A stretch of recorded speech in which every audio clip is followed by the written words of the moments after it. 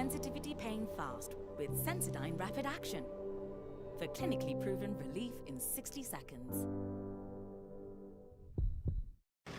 Do you need to send your parcel or document during this period? The Nation Courier Services, with over 15 years of distribution experience, will deliver it for you. We deliver to every corner of Kenya.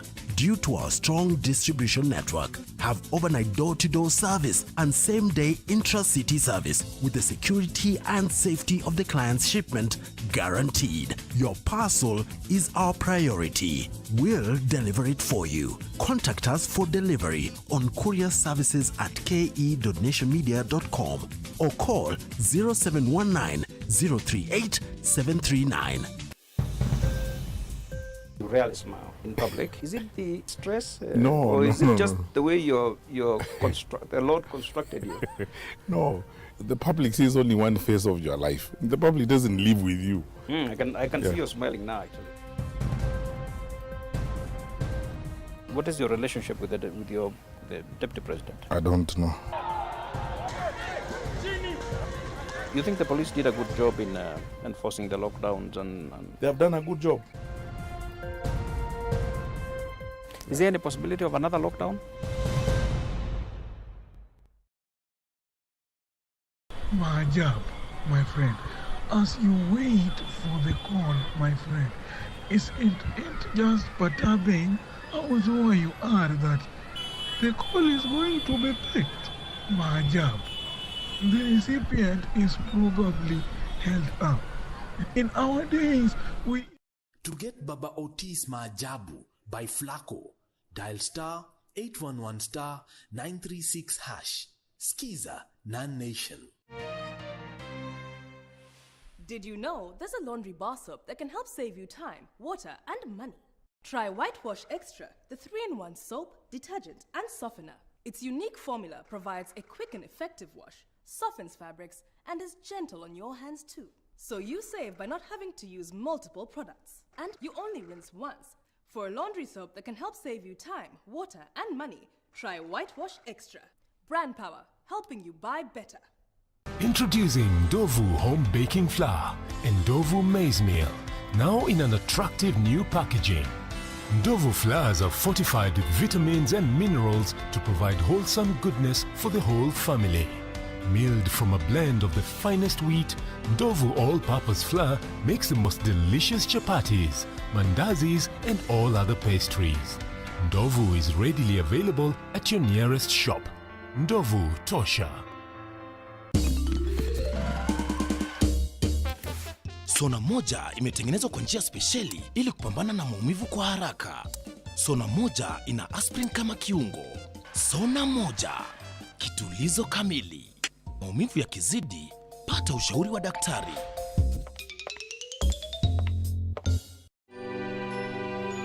I could see things and hear things and actually imagine things that didn't exist. I would see an obituary on a wall. We're talking about postpartum psychosis, not depression. It affects 1 in 2,000 women globally. I started even to believe that maybe I didn't give birth to her. What was the darkest, the lowest, or the moment that scared you? I wanted to commit suicide. I actually said, I'm not dying alone. I want to die with my child, so we go together so that she wouldn't suffer. Join Grace Musalami this Saturday from 8 p.m. How powerful is the healing power of Vaseline? We applied Vaseline jelly to one leaf, the other we left alone. After just a few days, the difference is visible. Nothing locks in moisture better to keep skin restored. That's the healing power of Vaseline. The Champions League season is reaching a new peak. Are you ready for the ride? Everything again. Europe's finest football clubs are about to experience unrivaled acceleration. And DSTV gives you the best seat in the house. It's the thrilling rush to the UEFA Champions League final. Get connected to DSTV to experience every heart-stopping moment.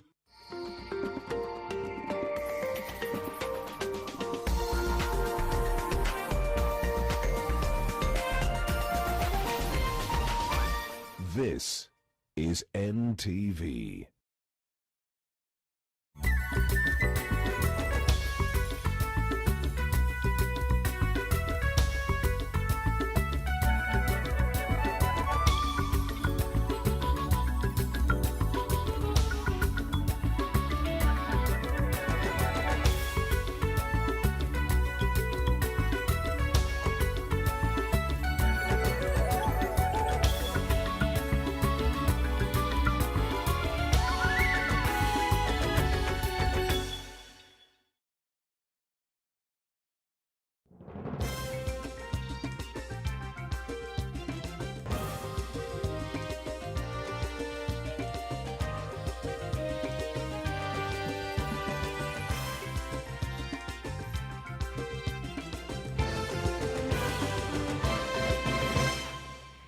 Na barabara kabisa popote pale ulipo. Basi mtazamaji, ni tarehe 7 mwezi Agosti, siku ambayo Kenya inadhimisha miaka 22 tangu shambulio la kigaidi katika ubalozi wa Marekani humu nchini. Mkasa huu ulitikisa taifa na dunia kwa jumla, kwani wengi walipoteza maisha na maelfu kujeruhiwa. Hadi sasa kuna wengi wamesalia na makovu ya siku hiyo. Basi mtazamaji, taarifa hiyo tumeipa kipaumbele pamoja na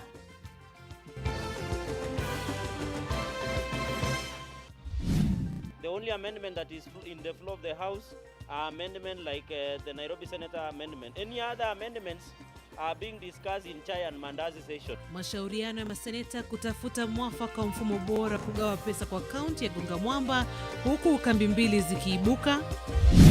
More needs to be done, and my ministry will work with your government to see which areas require further support. Wizara ya Afya yatangaza visa vipya 727 vya maambukizi ya corona, huku darubini ya Kagwe ikimulika kaunti ya Kisii. Rais Uhuru Kenyatta tangaza mabadiliko ya usimamizi wa idara za serikali, huku akibuni mtandao mpya wa uchukuzi. Na ligi ya klabu bingwa Ulaya inarejelewa kwa mara ya kwanza katika miezi mitano, huku Man City ikikaribisha Real Madrid Etihad.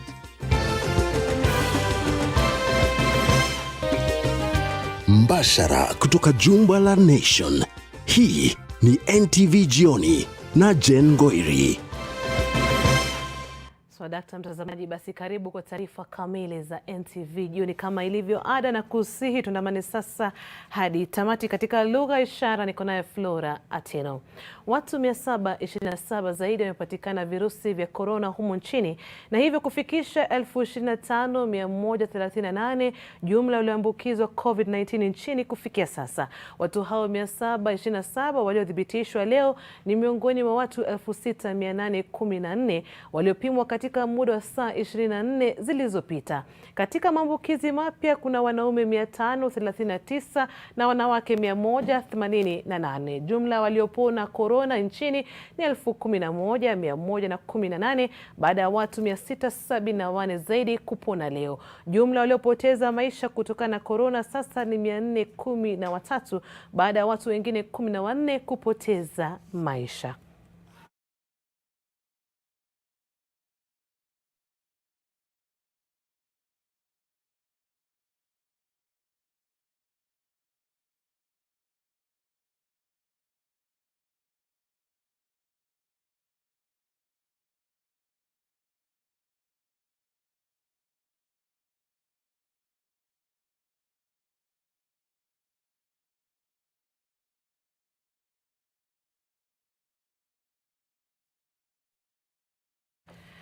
Na mtazamaji, tukisalia katika masuala kuhusu ugonjwa wa corona, ni kwamba janga la COVID-19 limevuruga kalenda elimu nchini hadi Januari mwakani, ambapo serikali inatarajiwa kuwa itakuwa imedhibiti maambukizi. Na japo baadhi ya masomo yanaendelea kupitia mitandao ya kijamii, kuna asilimia kubwa wanafunzi ambao wako gizani kwa miezi mingi kutokana na changamoto za ukosefu wa umeme. Haya yamekuwa maisha ya wanafunzi kwa Garbatula, kaunti ya Isiolo, ambao sasa wamepata fursa ya kuendeleza masomo kupitia taa za sola, huku walimu wakizuru Manyata ili kuendelea na masomo. Leila Muhammad ana maelezo zaidi. Aden Maalim Abdi hurauka kila siku ya wiki kuzuru Manyata mbalimbali ambapo wanafunzi wake wapo ili kuhakikisha kwamba angalau kwa saa 2 kila siku Watoto hao wanapata masomo katika muda huu ambapo masomo hayaendelei shuleni. The ministry have said the year is now lost. The children are not going back to school again until January. The learning is still going on, but the major challenge we have is there's no network coverage.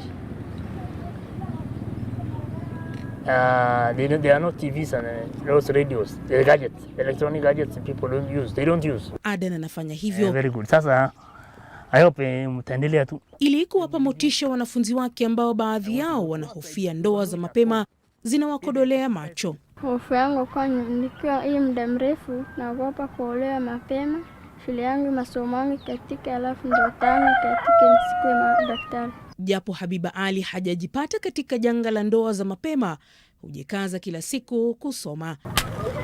Lakini masomo ya taa ya koroboi anakiri yanampa changamoto. Koroboi ilikuwa inanisumbuanga, mara mafuta yanakosekana na nataka kusoma. Tangu msaada wa taa za kutumia kawi ya juu zilipofika kijijini humo, wazazi wanasema maisha yamebadilika.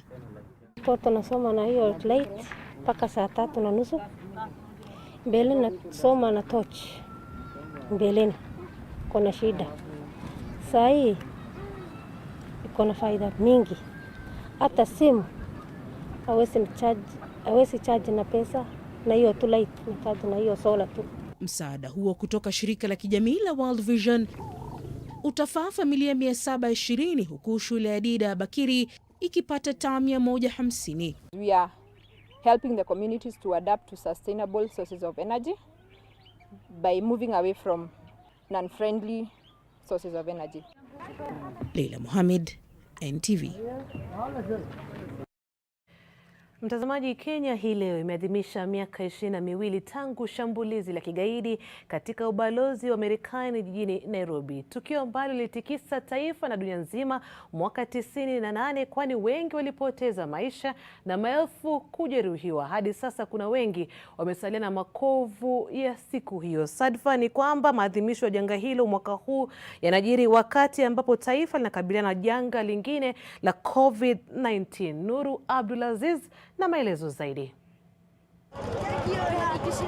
Ni mwaka 1998, ilikuwa tarehe 7 mwezi Agosti, mwendo wa saa 4:30 asubuhi. Magaidi wawili walitekeleza shambulizi katika ubalozi wa Marekani uliokuwa njia panda ya barabara za Moi na Haile Selassie jijini Nairobi.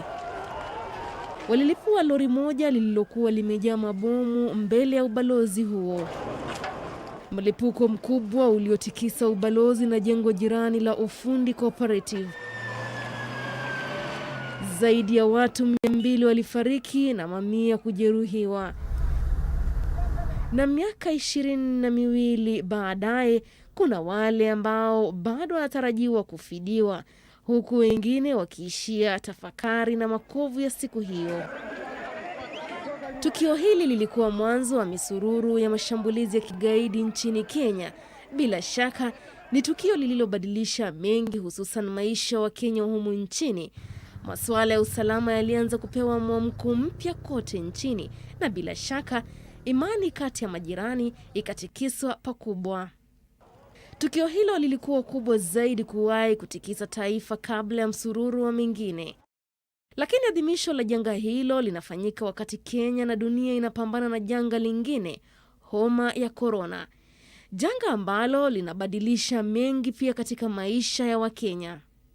Athari za korona zimebadilisha namna hata maadhimisho ya siku hii yamefanywa mwaka huu. Kawaida kumbukumbu ya siku hii miaka 22 iliyopita hufanywa hasa na baadhi ya Wakenya, hususan familia za waathiriwa na ubalozi wa Marekani. Lakini mwaka huu hali ni tofauti. Hakukuwa na adhimisho rasmi wala pilka za kawaida, bila shaka kutokana na miongoni mwa mengine kanuni mpya za kupambana na janga jipya la maambukizi ya COVID-19. Serikali imepiga marufuku mikusanyiko isiyo ya lazima, na inapofanyika pana masharti tele, hali inayoshuhudiwa kote uendako. Barakoa imekuwa vazi rasmi la kila Mkenya, huku hali ya joto ya kila Mkenya ikikaguliwa popote pale ulipo. ili kuzuia maambukizi, sawa na kukaguliwa popote ili kuzuia ugaidi. Nuru Abdul Aziz, NTV.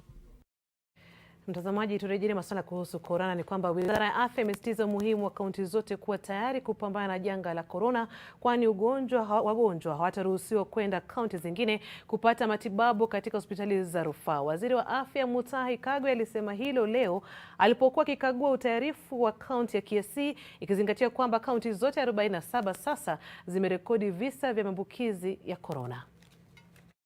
Taswira kamili kuhusu msambao wa virusi vya korona humu nchini inaashiria kuwa maambukizi yanazidi kuongezeka na hakuna kona inayosazwa, hivyo kaunti hazina budi kujistiri. Each county has and will continue to face unique challenges relating to COVID-19.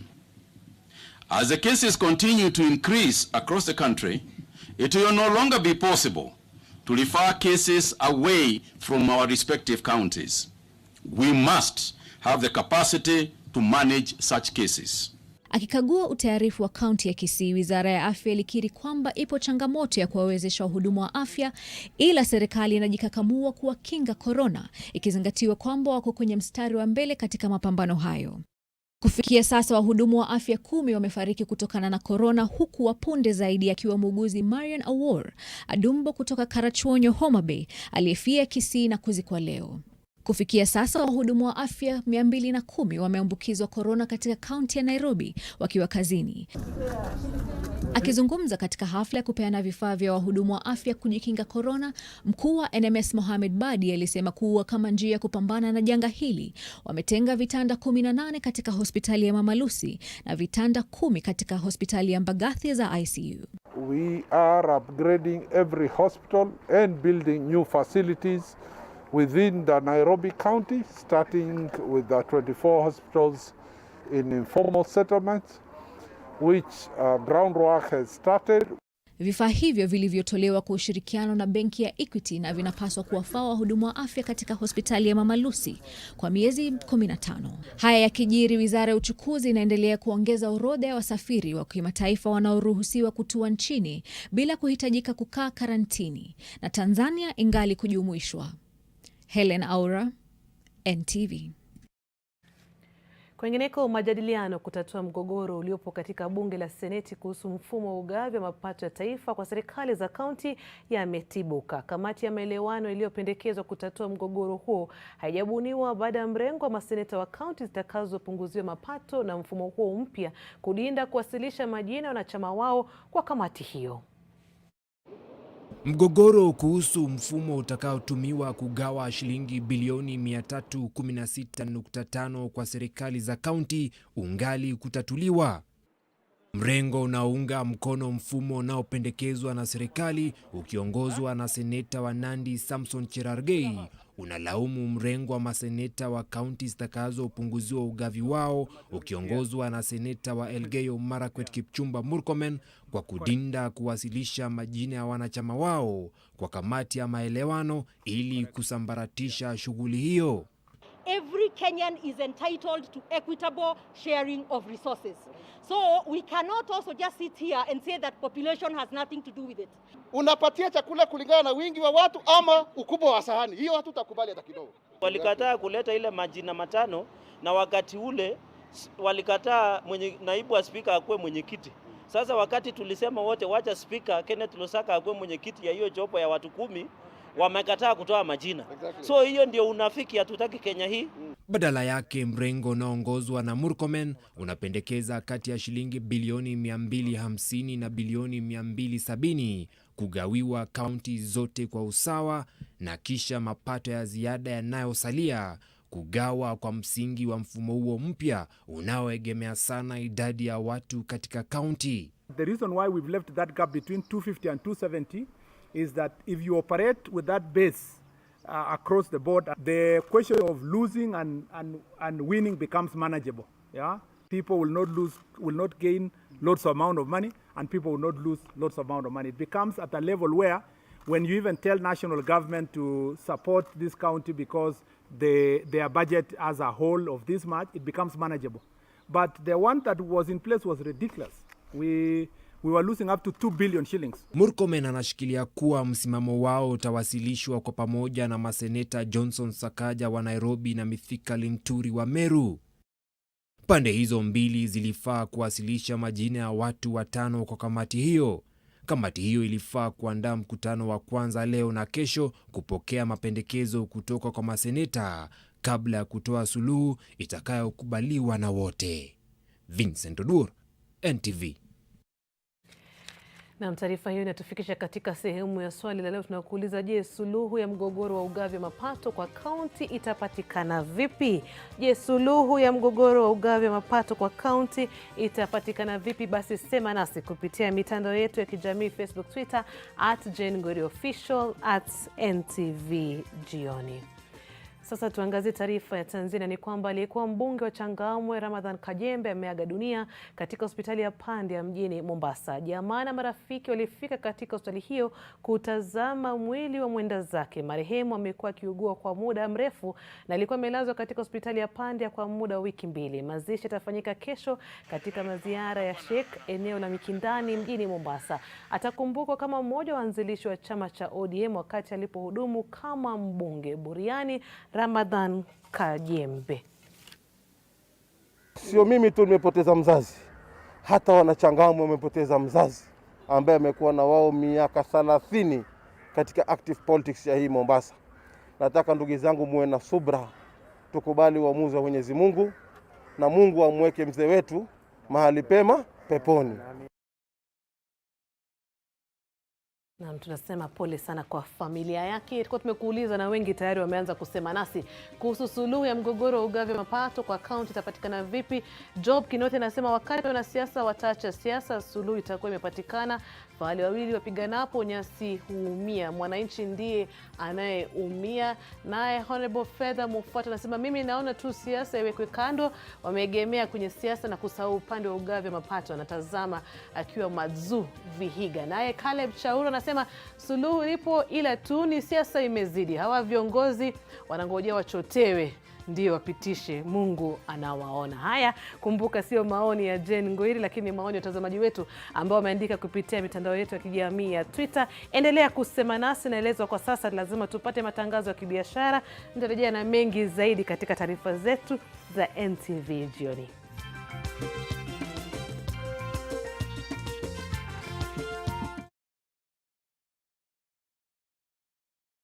In Kenya, 1 in 2 children suffer from cavities. Brushing with Pepsodent removes bacteria and repairs tiny holes before they become cavities. Because every smile matters. Lifebuoy is the world's first to report it sanitizers over 99.9% effective against the COVID-19 coronavirus. Keep using Lifebuoy or any sanitizer with at least 60% alcohol. Stay safe. Happy anniversary. Baba Nancy, hebu acha nikuulize. Mbona hii mabati kina dad na mom bado inakaa mpya? Na hii nyumba imekuwa hapa for so many years. Na pia umelelewa hapa. Na sisi tumejenga tu juzi tu. Wow, imagine hata nilikuwa sija notice. Rufus, wewe ni fundi wangu wa miaka mingi sana. Haya mabati yatadumu kweli? Huyu kijana nilimwambia anunue mabati ya Dumuzas. Sijui ini gani alinunua na alitoa wapi. Hebu angalia vile mabati yako yanakaa. Hata haijamaliza mwaka. Unaona huyu fundi?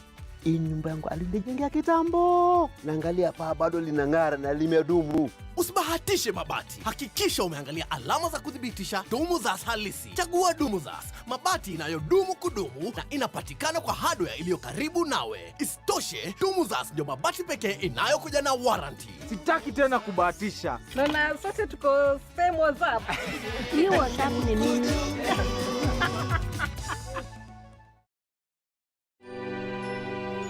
I could see things and hear things and actually imagine things that didn't exist. I would see an obituary on a wall. We're talking about postpartum psychosis, not depression. It affects 1 in 2,000 women globally. I started even to believe that maybe I didn't give birth to her. What was the darkest, the lowest, or the moment that scared you? I wanted to commit suicide.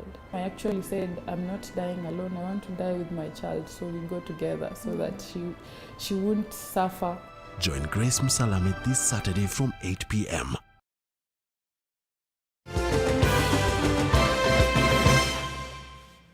Asante sana kwa kuendelea kuwa nasi na karibu tena.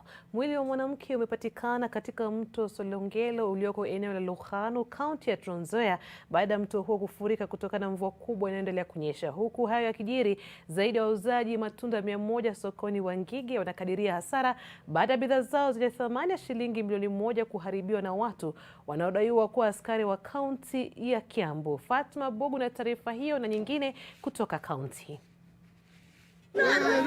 Ni tukio lililowavutia wengi hapa wakitaka kujionea mwili wa mwanamke aliyetumbukia mtoni Silongelo.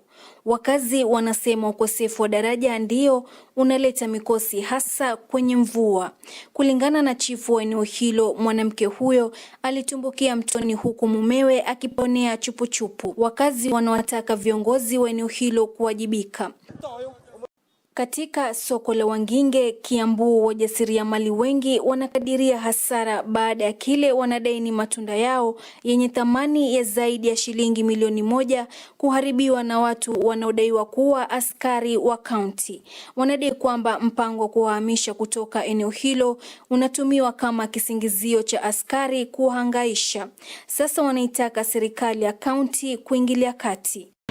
Hatua ya chama cha viwanda vya miwa nchini KESMA kumwandikia waziri wa kilimo barua kutaka marufuku ya uingizaji wa miwa kutoka taifa la Uganda iondolewe imekashifiwa vikali na baadhi ya viwanda vya miwa na wakulima katika kaunti ya Busia. Meneja mkuu wa kiwanda cha miwa cha Olepito, Gerard Okoth, anasema Busia inazalisha miwa ya kutosheleza viwanda vya Busibwabo na Olepito. Kwengineko, vituo vya afya vilivyokuwa vimefungwa kufuatia visa vya mashambulizi huko Lamu vitafunguliwa upya. Vituo hivyo vikiwemo Baragoni, Mangai, Milimani na Bodhei vitasaidia katika kupambana na janga la korona. Fatma Bogu, NTV. Wakati huo serikali ya kaunti ya Murang'a imetenga vitanda 390 pamoja na 35 vya chumba cha wagonjwa mahututi kwa ajili ya kupambana na ugonjwa wa korona. Gavana wa kaunti hiyo Mwangi wa Iria amesema kuwa kaunti iko katika mstari wa mbele kuhakikisha afya bora kwa wakazi wake, na hivyo kuwekeza katika sekta ya afya ndio mbinu bora ya kuhakikisha kuwa watu wote wanapata huduma za kipekee. Wairia alisema hayo leo alipokutana na afisa mkuu mtendaji wa kampuni ya Nation Media Group Stephen Gitagama, ambapo walijadiliana njia tofauti za ushirikiano ikiwemo kuangazia maendeleo yaliyotekelezwa na serikali ya kaunti kama vile kampuni ya maziwa ya Murang'a ambayo imetoa nafasi za ajira kwa wakazi wengi.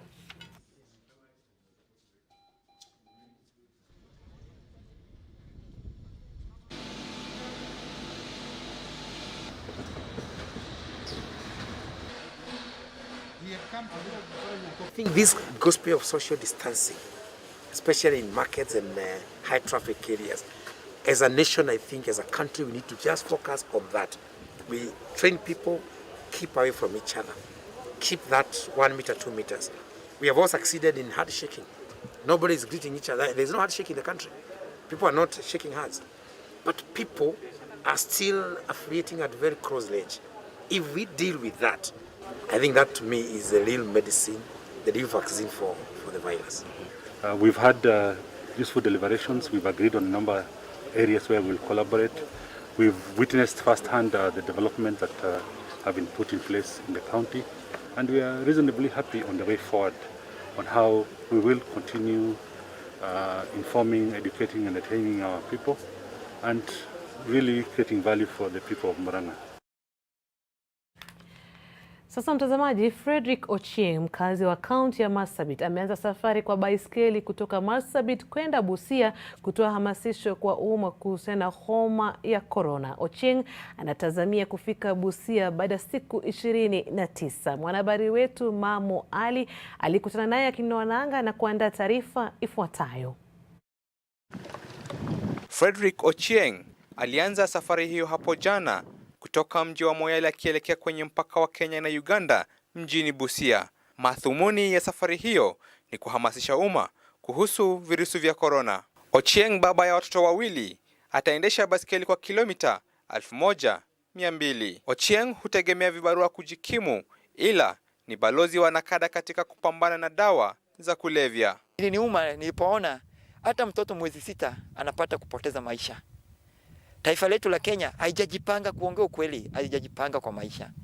Ilibidi nichukue jukumu hii ya kufuatia maarifa, yani civic education, juu ya hizi ugonjwa wa corona na madawa za kulevya, kwa maana vijana wetu wote wameingia katika ugonjwa hii ya madawa za kulevya, na corona pia imekuja kuwateka nyara. Mbali na vibandiko vya hamasisho, Ochieng amebeba kipasa sauti ya kuwasilisha ujumbe wake. Ukaidi wa baadhi ya Wakenya ni kizingiti katika harakati za Ochieng, lakini anasema atasema na yeyote awe mwathini ama mteka maji msikitini. Nilipofika kule Moyale, watu walishangaa sana, kwa maana inaonekana hata corona hakuna Moyale. Wanasema corona hakuna Moyale, kwa maana bado hawajashuhudia kile kifo. Alafu ya pili wanasema corona hii sio corona ugonjwa. Corona ambaye wanaamini ni polisi. Wanapoona polisi wanavaa mask. Ni kama polisi ndio corona. Hata hivyo ana changamoto nyingine, masharti ya curfew, masuala ya usalama na taratibu za kuvuka vizuizi vya polisi barabarani. Unajua wananchi wa Kenya wanapenda kuona. Kwa maana wengi wananiambia, umewahi kushuhudia aliyekufa na corona? Hiyo ndio swali. Lakini wataponishuhudia nikiwa natembea na baskeli, wataamini kuwa kuna corona. Mamo Ali, NTV, Marsabit. Namtakia Ochieng kila laheri, na bila shaka tunatumai kwamba watu wataweza kumakinika kupitia mafunzo yake. Wakazi wa maeneo ya Njoro na Marioshoni, kaunti ya Nakuru, huenda wakapata suluhu kwa mzozo wa mara kwa mara kati yao baada ya Rais Uhuru Kenyatta kuingilia kati ili masuala yanayozua utata yatatuliwe kabisa. Rais amemtuma katibu wa Wizara ya Ardhi Nicholas Muraguri eneo hilo ambalo limekumbwa na pigano ya kikabila kati ya Wakipsigis na Ogiek tangu wiki jana. Kwa taarifa hii na nyingine kemkem, usikose nakala ya gazeti lako la Taifa Leo hapo kesho.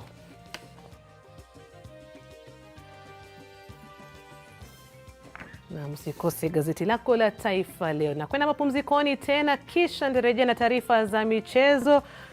Usicheze mbali.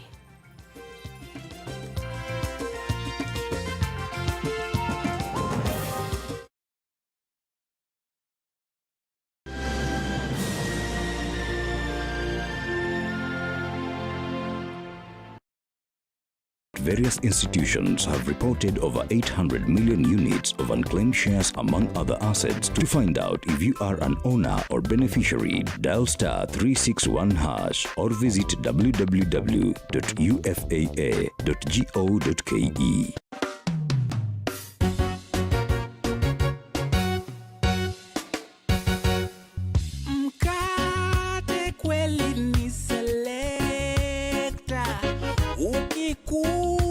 Kwanza na kachai, tunasema mkate gani tamu zaidi, wenye afya tele tena to zaidi, bei yake bado ni ile ile nafuu, na unapatikana karibu na wewe. Selecta.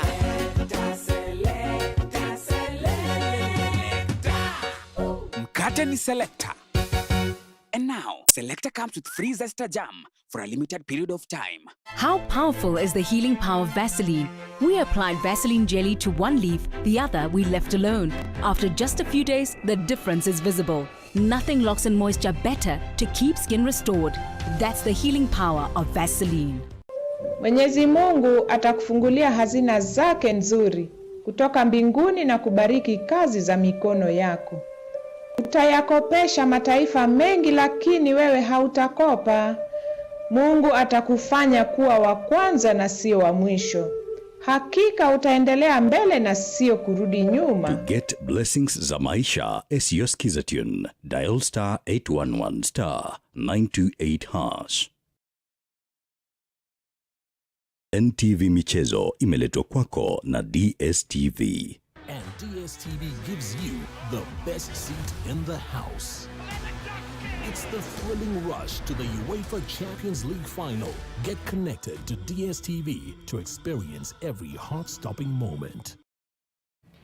Karibu katika ulimwengu wa michezo. Ligi kuu ya mabingwa Ulaya inarejelewa leo baada ya miezi mitano, huku Manchester City ikiwa mwenyeji wa Real Madrid na Juventus ikipambana na Lyon. Manchester City ina uongozi wa mabao 2-1 kutokana na mkondo wa kwanza, hivyo sharti Real Madrid wafunge mabao 2 uwanjani Etihad leo usiku kufuzu kwa 8 bora. City hawatasumbukia mlinda ngome Sergio Ramos ambaye anatumikia marufuku baada ya kuonyeshwa kadi nyekundu katika mkondo wa kwanza. Lyon walioitawala Juventus 1-0 mnamo Februari, ila wanaingia Italia baada ya kucheza mechi moja pekee katika miezi mitano waliposhindwa na PSG kwa penalty. Juve nao wanawakaribisha wakiwa na fahari ya kutawazwa kwa mwaka wa 9 mfululizo kama mabingwa wa Italia.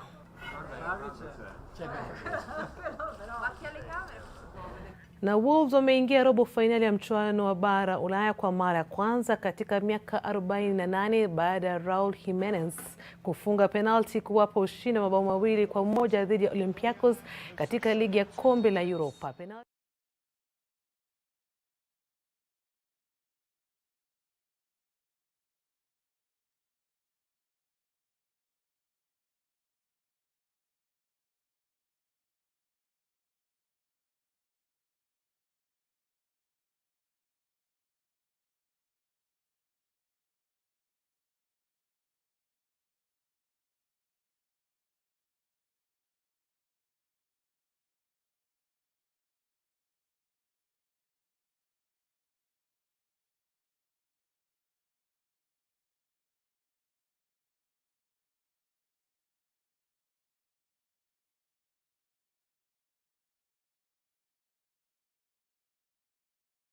Ya kusalia Arsenali kama kocha mchezaji kwa pamoja, lakini Cazorla ameamua kujiunga na klabu hiyo ya ligi ya Qatar ambapo Xavi ni kocha mkuu. Mkataba wa mchezaji huyo wa miaka 35 katika klabu ya Villarreal uliisha mwishoni mwa msimu.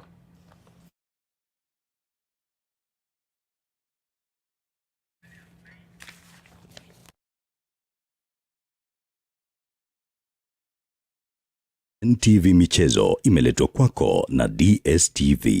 And DSTV gives you the best seat in the house. It's the thrilling rush to the UEFA Champions League final. Get connected to DSTV to experience every heart-stopping moment. Kutoka uwanjani na kuja hapa studio B kusoma baadhi ya maoni. Tulikuwa tumekuuliza, je, suluhu ya mgogoro wa ugavi wa mapato kwa kaunti itapatikana vipi?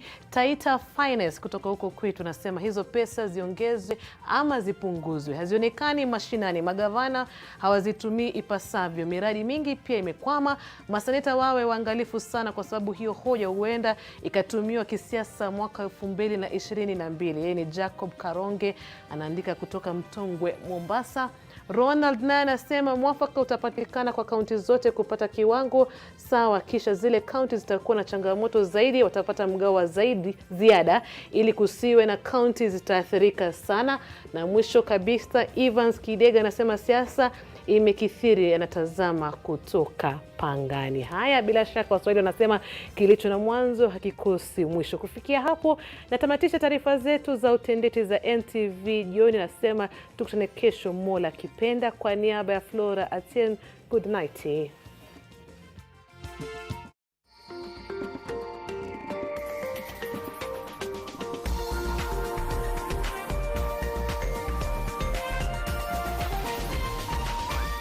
This is NTV.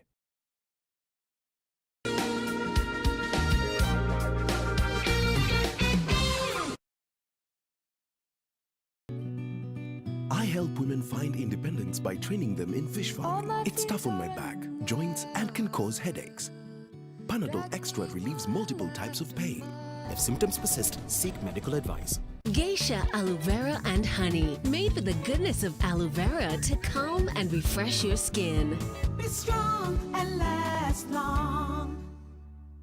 Get free access to digital learning today. For primary and secondary students, one can now access learning and revision materials that has been approved by KICD. Dial *291# and subscribe to Safaricom Digital Learning and Shupavu 291 today. Tufungue njia, elimu iendelee. Nearly 1 in 3 children across Kenya do not have the proper nutrition to grow. But when you buy a bar of Cadbury Dairy Milk chocolate, you can help change the story. That's because we will use part of the proceeds to donate milk to less fortunate children across our beautiful country. Let us come together and show the generous spirit that is inside of all of us. Cadbury Dairy Milk. There's a glass and a half in everyone.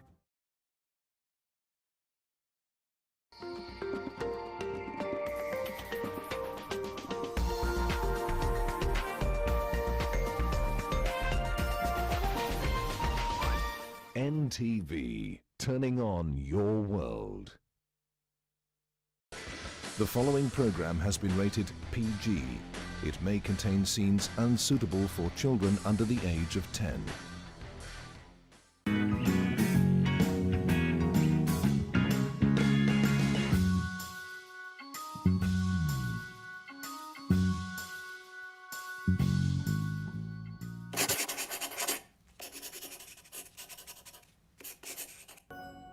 Hello and welcome to the weekend edition. I'm Dr. Kingori. We have a great show lined up for you. Our guest for this episode is a member of parliament for Kikuyu constituency. Also, the gentleman who stands to be blamed, Junet akisikia quality ya mandazi yake imeshuka. But when we return back to normalcy after COVID, Mr. Speaker, if the quality of my tea and my mandazi goes down, I will only blame Honorable Ishunga and nobody, Mr. Speaker. What is your point? He has to take responsibility, Mr. Speaker, for my tea. The gentleman being talked about in that clip, Honorable Kimani Ichung'wah, is in the house. A group of youth raided the Kisumu county offices with machetes, rungus, and hammers to demand for jobs. Panga na rungu to look for a job. That must be the literal definition of job hunting. Atu ni kama waliambiwa ukienda kutafuta job, lazima utoke na curriculum vitae. The E is silent. Now, I understand how thick things are, especially as far as employment is concerned, but think about that for a minute. You go looking for a job, na panga ama na rungu alafu upewe. You get the job. Uambiwe, sasa kazi tumebakisha hapa ni customer care. Sijui kama hiyo rungu ndio utakuwa unapigia watu nao simu. Na we dada, we madam, hiyo panga umebeba, manzia utaingia hapo uanze kukatia mdosi. But think about it critically. How effective can a weapon be when looking for a job? Omera, naitwa Thompson. Nauliza kama naweza pata kazi ya pata kama ni ya kufagia. We are sorry, for now we are not hiring. Ukosua mwandiki. Ukosua.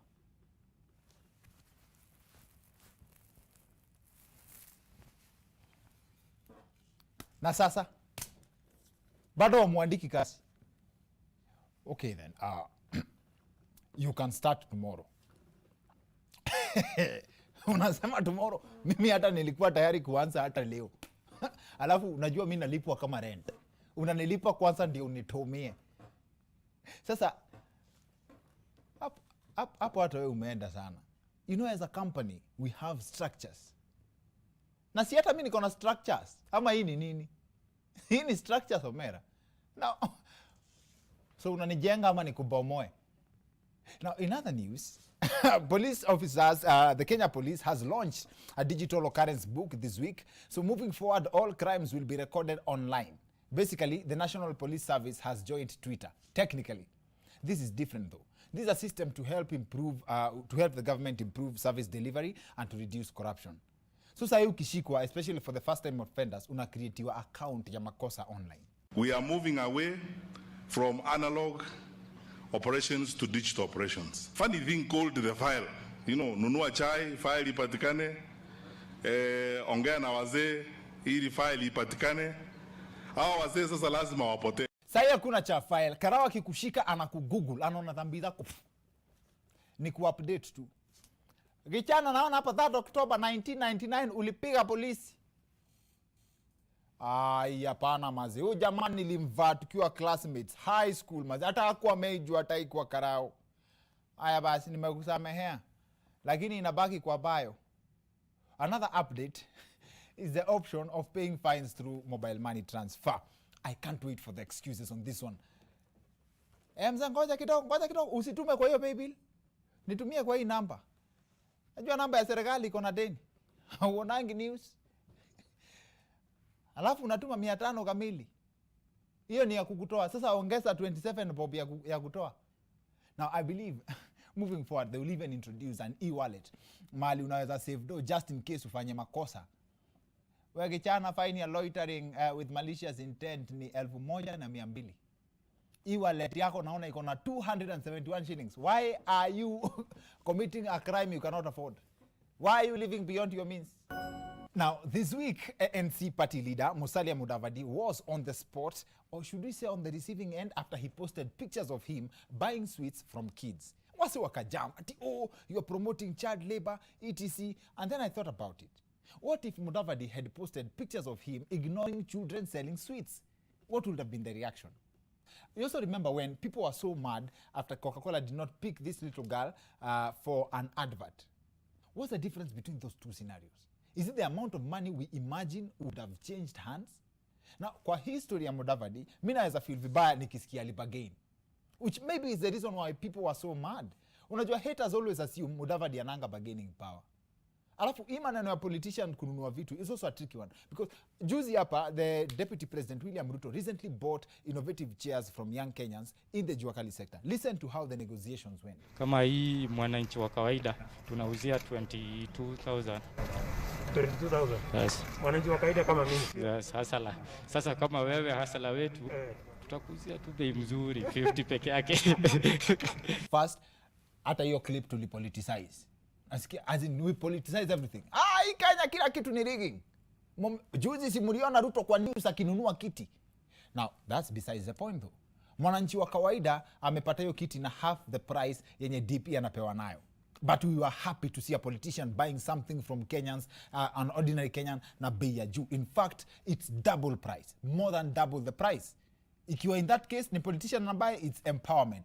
Fast forward to reports to news this week, where it said, it's reported that it cost Kenyans 9,000 bob to buy a PPE kit that goes for 4,500 shillings. That's double price. What is sold to us by politicians? Why the double standards? But that's not what we're discussing on this episode. History ya Mudavadi nimeitaja because I'd really love to know, ni nini ufurahisha wa Kenya? What do Kenyans really want? What do Kenyans love?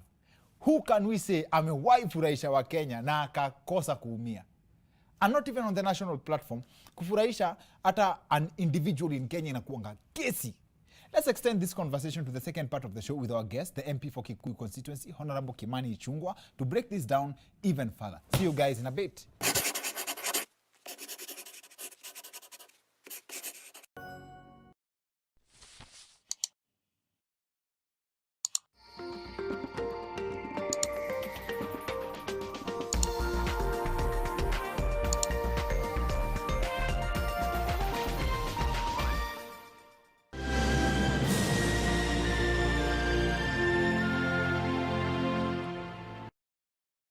Various institutions have reported over 800 million units of unclaimed shares among other assets. To find out if you are an owner or beneficiary, dial *361# or visit www.ufaa.go.ke.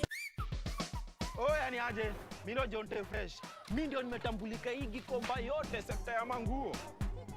Jumio transform nguo ordinary za mtush zenye ziuka mna hii harufu ya bail into the freshest igi koshi yote. Siri ni hii Ariel mpya ya pink. Na kushow mtush zinang'ara kung'ara kushinda kamera. So clean, so fresh. Ma customer unaisana na hii story. Ninatumia Ariel touch of down mpya tu. I have to admit, I didn't like Sukuma Wiki when I was growing up, but now I've created a way to make Sukuma Wiki tastier and meatier. I simply add 2 Royco beef cubes, and the end result is a rich, meaty flavor. And today, I have brought along my harshest food critics for a taste test. My kids.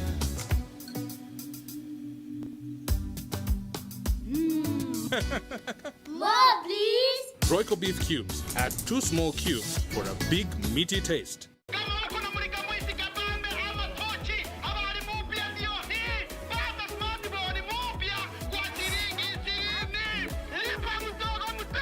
Ati, naweza nataka kwa hii kabambe nipate 4G smartphone. Wewe wacha. Yaani mnasema bala ya kujikaza, ninaweza pata smartphone mpya na 20 bob peke yake daily. Ati badala hii tochi yangu naweza nunua hiyo 4G smartphone niangaliange vitabu kwa mtandao na ni 20 bob pekee daily. Pata smartphone mpya kuanzia 20 bob daily pekee ukilipa mdogo mdogo. Weka down payment ya 1000. Lipa kuanzia 20 bob daily kwa miezi 9. Piga star 544 hash kuona kama unafaulu kupata 4G Neon Ray Pro inayokuja na screen kubwa ya kutazama video, battery inayodumu, space mingi ya kuweka picha na videos, HD camera na apps zote za Google unazopenda. Kuma bei ya smartphone hapa. Si hapo Safaricom ni yako kabisa. For a better tomorrow, don't forget to do the 1, 2, 3 with Colgate every night.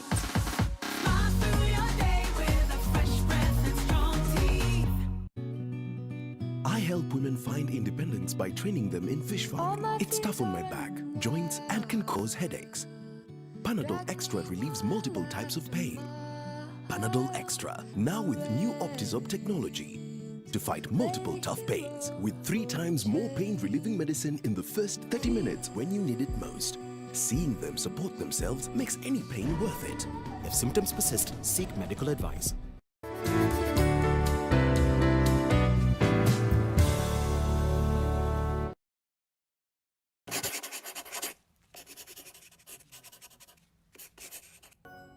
Welcome back to the Wicked Edition. I'm Dr. Kingori. Kama kawaida show nzito sana. Our guest for tonight is a sitting member of parliament for Kikuyu constituency, Honorable Kimani Ichung'wah ama msewa mandazi za Junet. Mambo mweshi. Poa sana. Karibu sana. Daktari. Maze kuna date tulikuwa enjoy kwa show nani anaitwaje Duale, Honorable Duale was talking. Complain about importing oranges from Tanzania. Sasa wewe ndio ulikuwa hapo nyuma yake kabisa. Umeenjoy wana jina yako growing up? Machungwa, Ichung'wah. That was your nickname? In politics.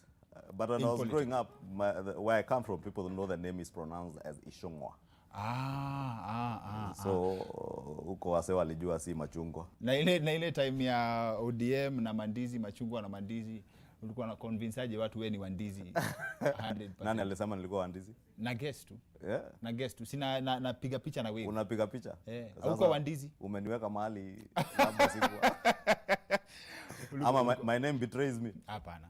Ulikuwa na ndizi hiyo time. Nilikuwa na ndizi.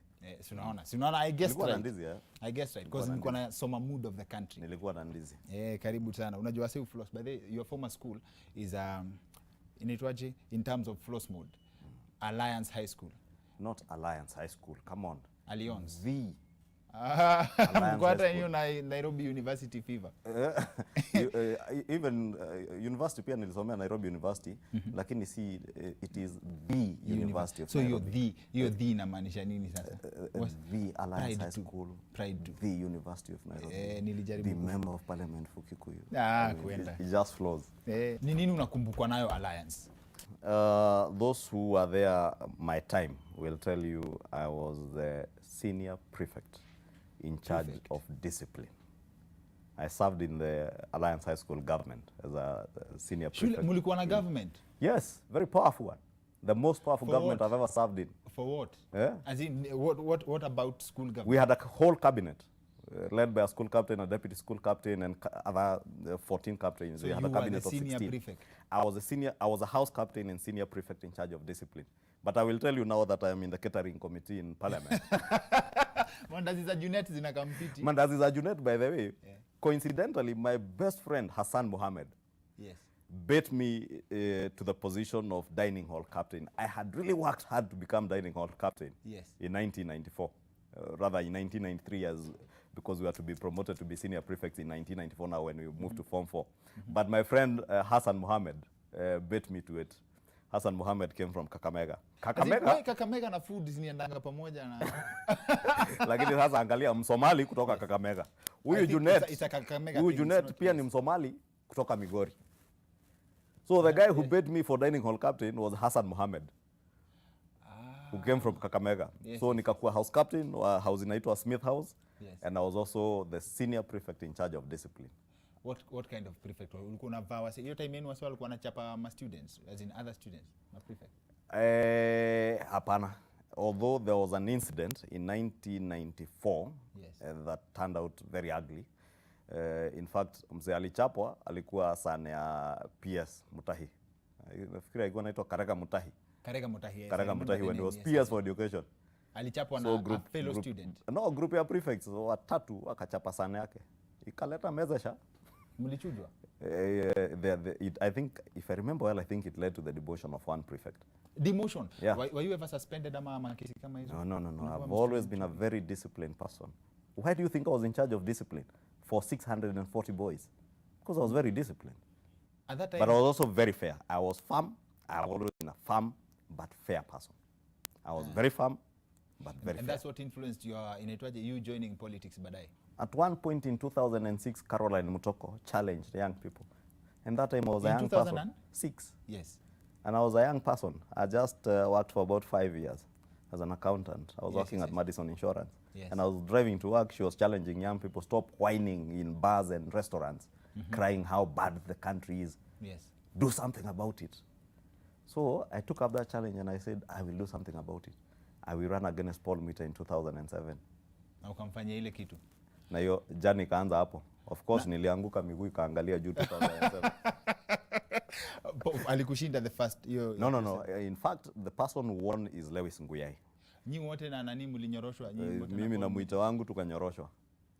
Alafu sasa ukakuja kuwin. But I said in 2007 that there are certain things I promised the people of Kikuyu. When the day comes for me to serve them, yes, I will do it. And I said I do not have to be elected to do some of the things. Like my investment in education started way before I became a member of parliament. From 2008, immediately after the 2007 elections, yes, I continue working with communities in empowering them through education. And I did that today. I'm still doing it. Ukikaa chini mtu aongee na wewe story tu hivi. Mtu anaona The Alliance High School. Mtu akikuangalia na si wewe peke yako kwa rally. Unajua The Alliance inaachangwa wapi? What happens? How do you do the transition? What's the science between a political rally na a session ama a forum yenye inahitaji decorum? Rally unajua one hakuna decorum kwa rally. Ni kelele. Two, rally ni what will excite the masses and the message that you must deliver to the masses within a very short time. Lakini nikiwa na engagement kama hii hapa na wewe, we have time, we can discuss, I can convince you. Kwa rally, I must have catchphrases that will get the masses' attention, and also send my message in a way that the masses will understand. Thank you. So most of the things, Alliance hapo kwa rally. So most of the things you say kwa rally ideally should not be believed. Not everything. But if you are an honest leader, you find a way that you get the attention of the masses in the rally, but deliver a message that is believable, and a message, if you mean well, that you intend to do what you are saying to them.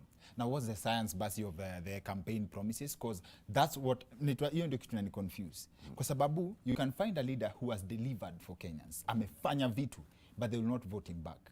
But you'll find someone mwenye ameiva tu kuongea, they can keep the seat for as long as possible. Now, what do you think Kenyans want? Because wewe umekaa nao umedili na Kenyans, you know. What do you think Kenyans want? One, I think, is a question of expectations. Two, the science in politics is simple. It's about hope. Hope. And I can tell you from experience, from the first time I got elected, there is nothing you have to sell to the people other than hope. You give people hope that I will make your lives better.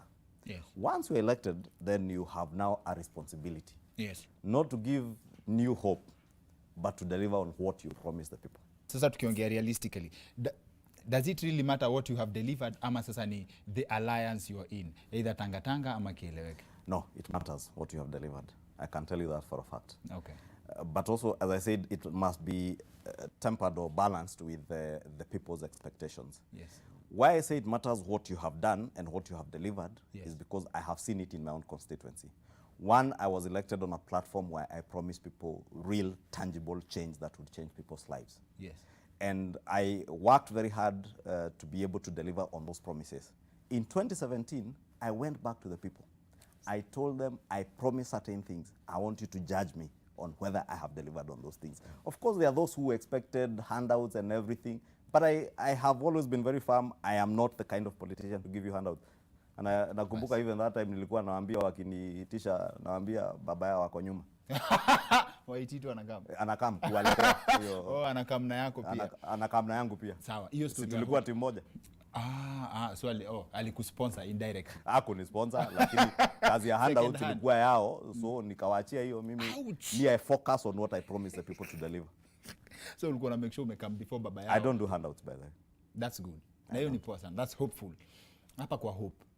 Where does the difference come in? Because ukiangalia kama Nairobi, kama kuna mtu alipea watu hope ni Miguna alitupromise mpaka tutatengeneza underground train. Tungekuwa tunatoka na tukiingia job. Unaget? Why didn't people vote for him? Kama ni hope basi. It must be believable hope. If you tell a person in Nairobi that you get them an underground tunnel na hata fare ya kutoka mtaa kuja town ni shida, na Sonko pale anakuonyesha, mimi nitakuonyesha hustle venye unaweza pata fare yako na upate food jioni. So you must also look at the audience that you are talking to. If you promise an underground tunnel in north of London, it makes sense. Wamefika hapo. Yes. Sisi bado hatujafika hapo. We will get there eventually. So maybe Miguna was ahead of his time. Juzi party leader wa ANC Musalia Mudavadi alinunua switi kwa watoi kwa barabara watu na yeye hivi. You are promoting child labor. Has the world changed that much? And that's why I'm asking, ni nini inabamba wa Kenya? Akipita hao watoi bila kubai kitu ni problem. Ukibai kitu tena ni problem. Can you help everyone? Huyo mtoi sasa unaona akiuza sweets kwa barabara, most likely many of them wanafanya kazi on behalf of their parents. Na parent pia ana hustle mahali fulani. Sasa wanaunganisha pamoja. Wanaunganisha pamoja. Yes. Na Mudavadi atanunua labda ile sweet ya shilingi 5 anunue so 5 ama ngiri.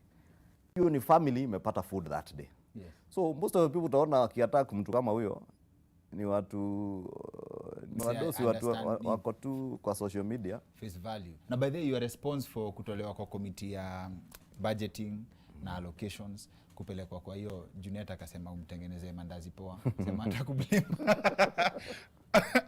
Alafu msee akasema expertise yako ni poa sana cause uko na background in economics na years of experience na practice. How does that affect leadership ya the country in general? Well, politics ukweli wasewa na if I was to sulk and think I was doing this for somebody. Yes. I would sulk and offer no help or use my experience and expertise in offering leadership for the country. Yes. Unfortunately, I'm not that kind of person. I appreciate and recognize that I don't work for a man. Okay. I don't work for the president. Yes. I don't work for the deputy president. I work for the people of Kenya. And by working for the people of Kenya, I'm working for my God. Therefore, I will still do my best to help those who are in positions of leadership in the committee and all other committees in parliament. I will play my role actively. And I said that on the floor of parliament. Whether you put me in any committee or none. By the way, psychologically I was prepared not to serve in any committee. Okay. But I knew I still have something to offer the country, and I will continue to do that. And there's a phenomenon I've noticed, kama kwa revenue allocation, the budget, the county revenue allocation, hiyo ya kugawana pesa. I've watched the debate. Ukiona msee anasimama anaongea, you are convinced that basi one man one shilling. Ukiona mtu wa side nyingine ameamka anaongea, hata yeye ni mconvincing. So I'm like, what's there for the ordinary Kenyan? Mwenye ana watch kama mimi. Unajua mimi sengine mimi choose kuwatch kitu kama maembe. What's in it for the person mwenye ana watch hivyo? Like, how do you make a decision? How to make a decision is very easy. Ask yourself, what do you want for this country? Not what you want for yourself. Not what you want for the area that you come from. Okay. It is very easy for us as politicians to drive narratives that will excite the masses of where we come from, because those are our voters. Kwa story ya rally, yes. And that is what political leaders will do. But people who are patriotic, people who are nationalists, people who have the country at heart, will look at what is in the best interest of the country. I actually played out everything you said kwa akili yangu. But how do I know you are telling the truth? Kwa sababu hata ni, as in, that's what I would wish for. You as a Kenyan? Yes. Ask yourself, am I telling you what you want to hear? or am I telling you what would be in the best interest of the nation? Not the Mulembe nation, not the Kikuyu nation, not the Luo nation, the nation of Kenya. If we are truly honest with ourselves, and we want one united nation. Yes. One nation where we say it does not matter where I come from. You, I don't care where you come from. You don't care where I come from. Yes. Ask yourself, irrespective of where I come from, is what he's saying making sense? Okay. If it is making sense, then that is the right position. Okay. If it is exciting you because on the basis of where you come from, then I am playing with your mind. for your vote. I couldn't have put it any better. Asante sana kwa kukam Hesh. We hope to have you come on again and again. Karibu na karibu tena. It's been a pleasure kuongea na daktari. Najua madaktari ni wachache. Kumbe unaweza tueng pia.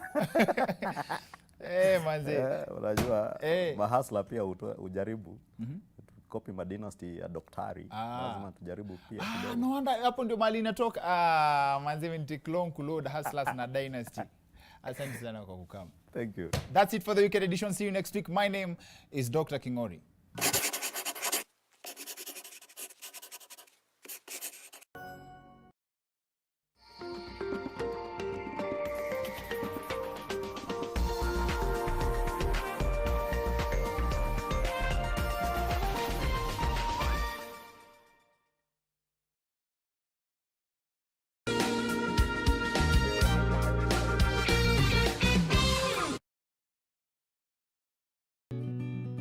I help women find independence by training them in fish farming. It's tough on my back, joints, and can cause headaches. Panadol Extra relieves multiple types of pain. If symptoms persist, seek medical advice.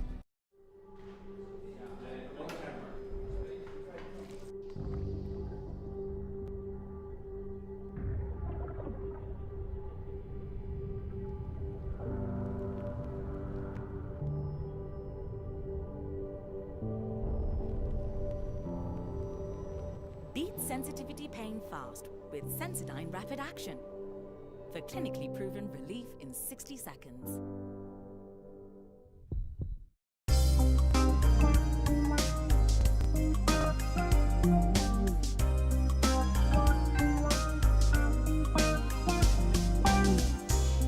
Ndovu flowers are fortified with vitamins and minerals to provide wholesome goodness for the whole family.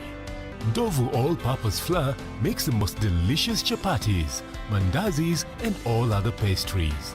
Ndovu is readily available at your nearest shop. Ndovu Tosha.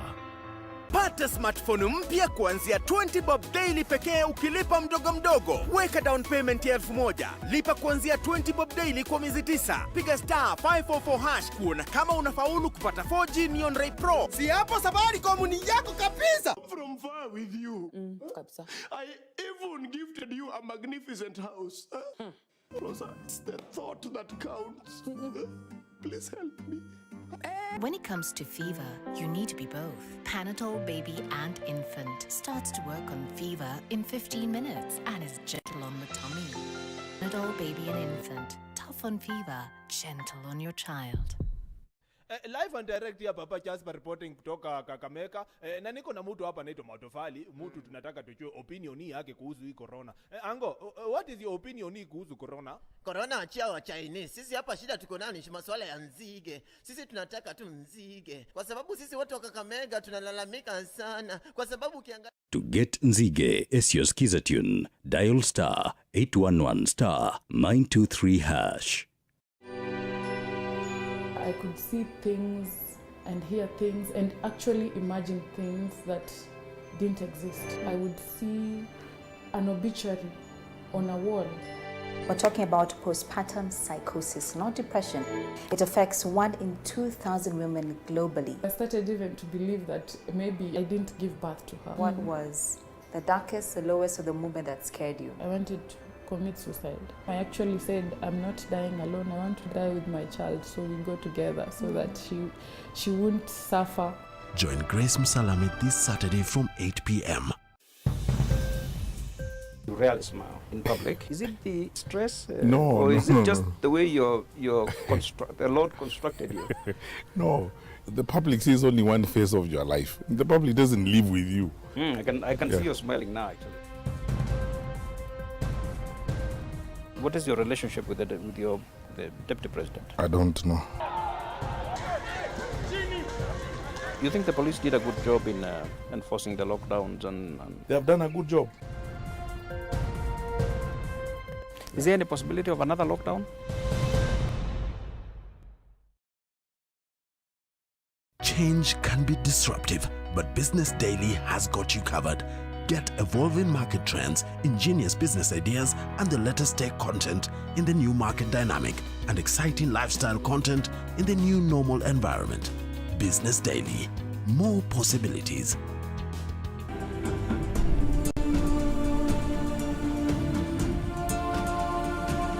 This is the first time in my life I see us crossing. Can you imagine? The migration, they are here, and there's no tourists because of the COVID. These 5 cheetahs are known as the tunnel boar of the Masai Mara, and according to photographers, they are not very easy to spot. Everybody who lives around the Mara depends on tourism. For every client entering this facility, they have to be checked their body temperature. Your priority is for your guests to be happy and observe the rules. I hope this COVID goes away soon. Don't know how, but you did it. Made a way. This Sunday, we celebrate people and heroes who've survived traumatic experiences in our own country. We had the bomb explosion in 1998, which we're commemorating this Sunday. We've had the Westgate experience, we had the Garissa experience, and recently the Beirut experience. This can be traumatic and can cause fear. So join us this Sunday as we engage with people who went through the traumatic experiences but didn't stop there. They're strong enough and they're now here to share their story. See you Sunday. God bless you. Lord, you made a Finding the truth in these uncertain times has become certain. Possibilities for business even more convenient with the Nation e-paper. To enjoy this and more, simply dial *550*1# for Daily Nation and *550*5# for Business Daily on your mobile phone and get 50% discount on the e-paper. Yes, for just 20 shillings each, the truth will find you and more possibilities right where you are. Dial *550*1# for Daily Nation and *550*5# for Business Daily today. Terms and conditions apply.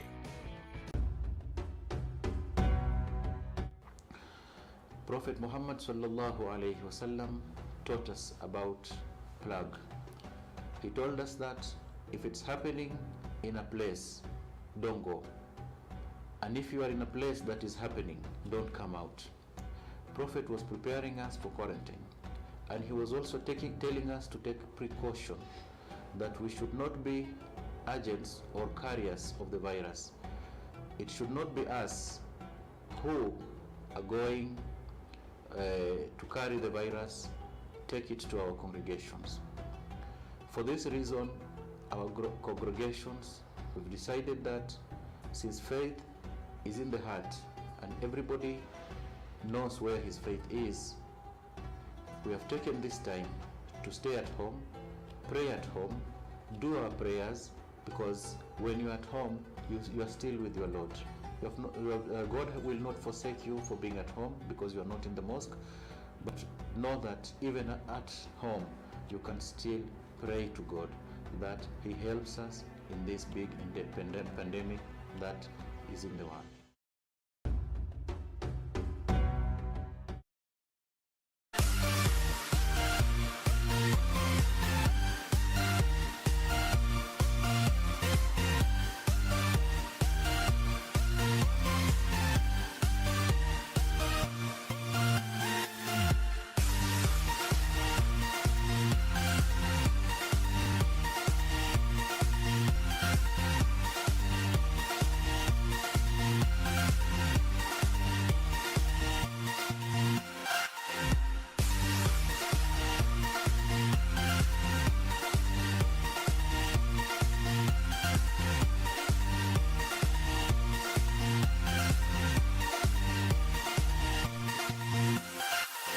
For mind-blowing music and entertainment, just move to NTV.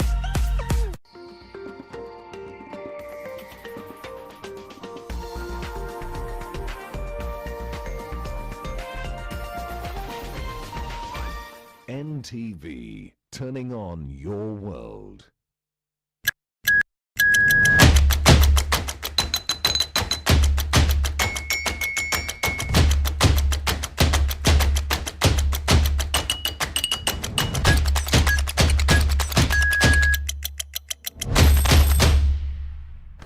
Hello and welcome to TTTT. My name is Amina Abdirabah. We have a lot to get through. As usual, the hashtag is TTTT on Twitter, and you can tag us at The Trend Live. So let's take a look at some of the stories that were trending this entire week.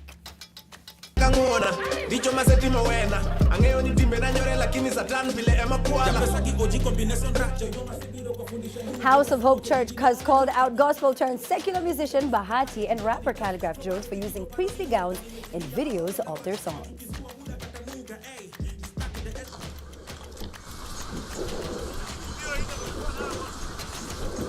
Now, badly damaged after veering off the road along Mombasa Road and crashing. The video shows the two vehicles speeding past the biker, past the lorry, before crashing into thickets by the roadside. Why the rush?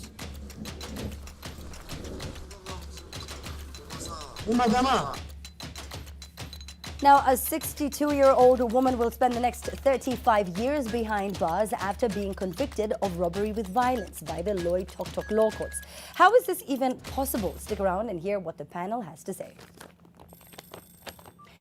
Cafes on the hot spot after they invited entries to an art competition in which the winners will only be paid with free coffee and exposure of their artistic work on takeaway coffee cups.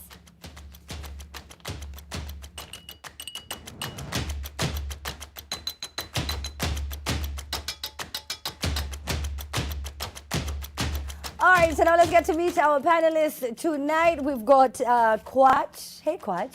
Yo, what's up, Amina? And we've got Cindy. How was your Eid? Oh, it was so nice. Yes. It was so nice. It was so, we tried as much as we could to not invite 1,000 people. It was very difficult, but we tried.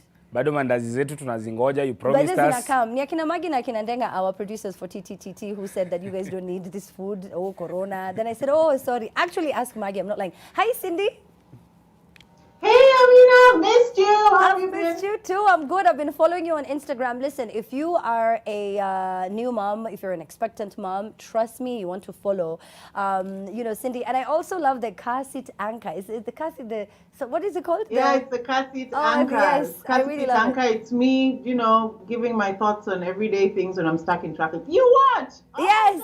It's so funny. Please make sure that you follow at Cindy Ogana so that you can find out more. So I'm glad that you guys are on the show tonight. As we get started with the very first story now, apart from just, taking space on your couch, sitting on guests, living far all over, what else can your cat do for you? I feel like that was quite, unfair to the amazing cats out there. I can appreciate. But what other value do you really get? A Sri Lanka cat has been detained, yes, you heard that right, for smuggling drugs and SIM cards into the prison, and it's escaped. The cat was detected by intelligence officials in the high security Walikada prison, where it escaped on Sunday.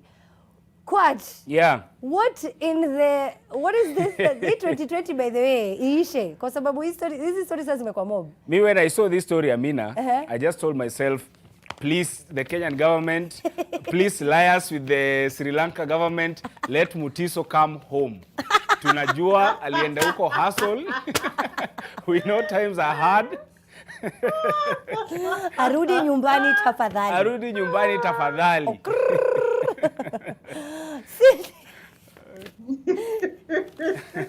By the way, cats here. Yeah. Especially where I grew up. I grew up in a neighborhood where, there were a lot of people who kept a lot of, how can I say this without sounding, a lot of people who lived between Machakos and Mtito and Day, and they always had cats. And the interesting thing is they treated these cats like members of the family, and not in the pet kind of way, in the we give you heshima, please do not pass us in our next generation. Like he's an elder in the family. I honestly am not a cat lover. I'd rather have a dog any day of the week.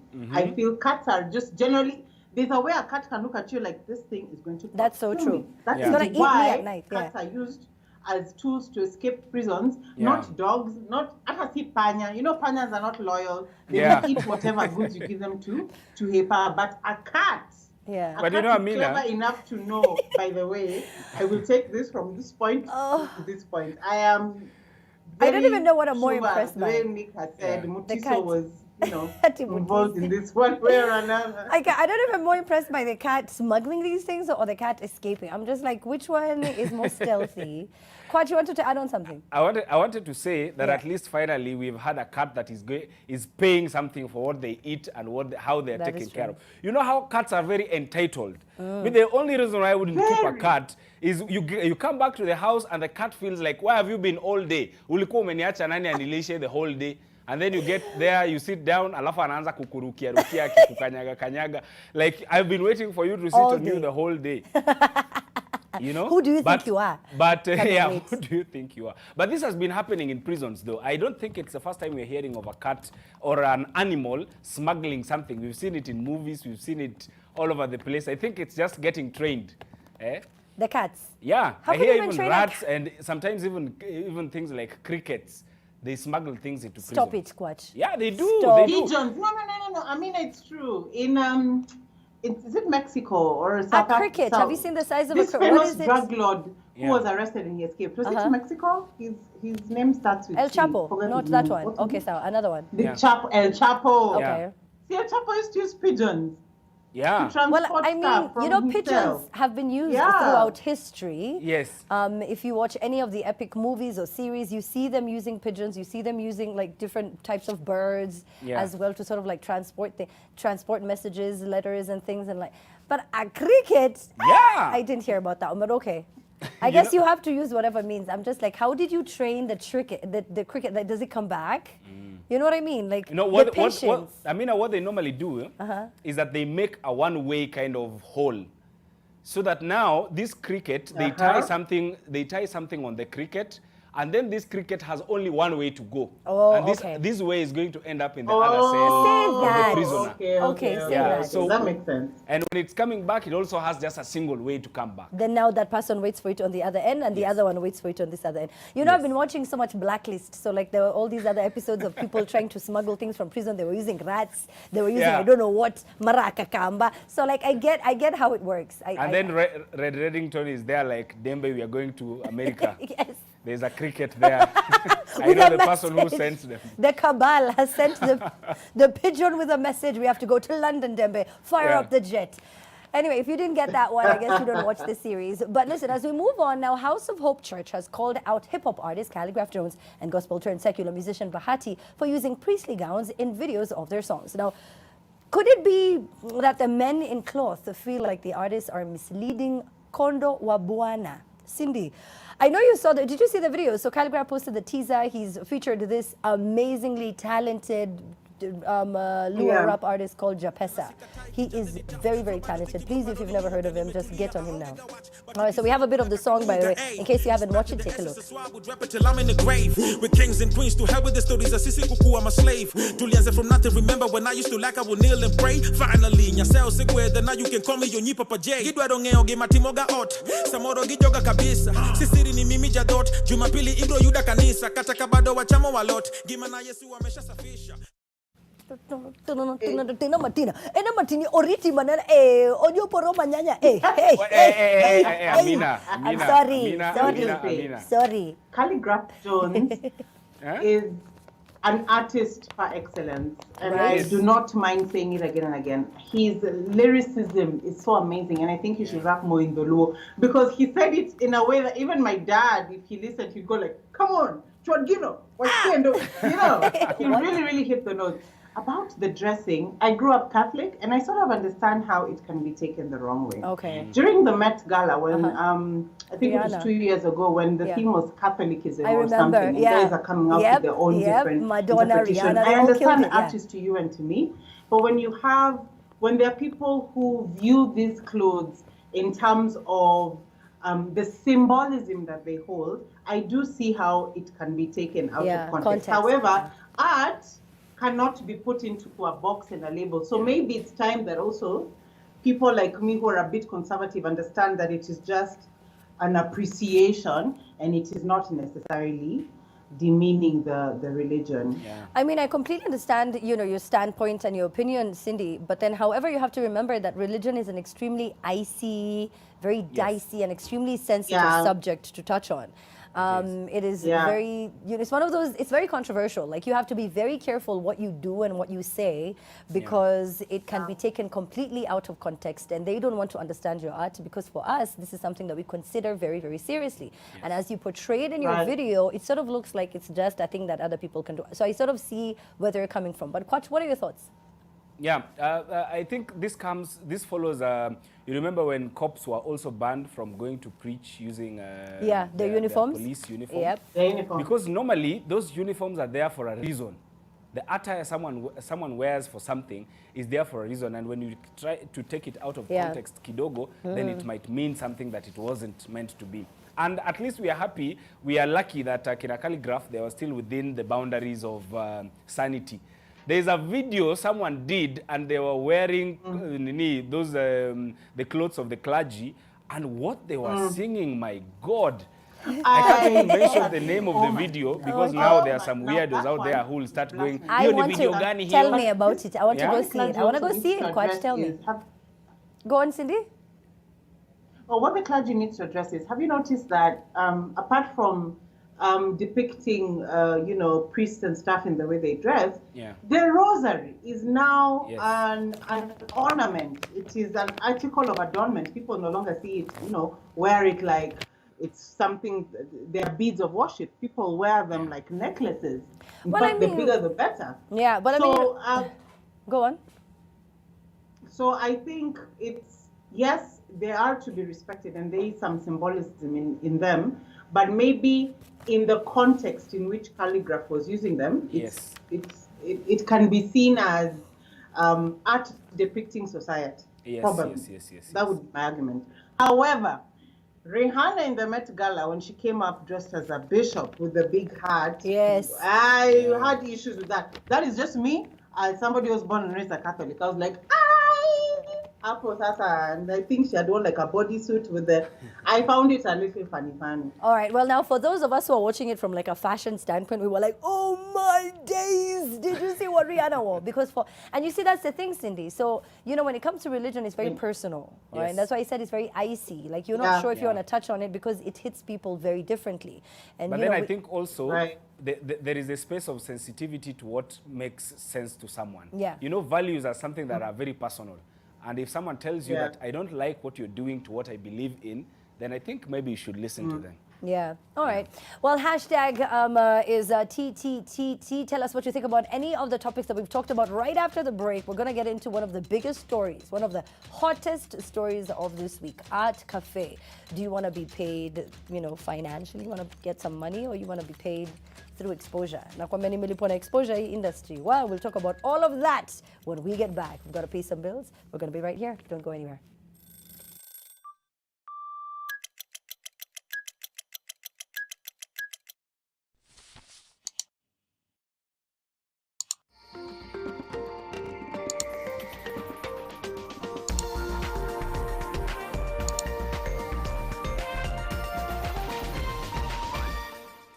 When they flip and roll and start to crawl away, tape diapers can be hard to put on. Then it's time for all-round fit Pampers pants. Easy to pull on even when they're moving around for a great fit and up to 12 hours of dryness. And easy to remove. Just tear the sides, lift away, roll up the pants, and you're all done. Now available in size 6. Pampers, love, sleep, and play. In Kenya, 1 in 2 children suffer from cavities.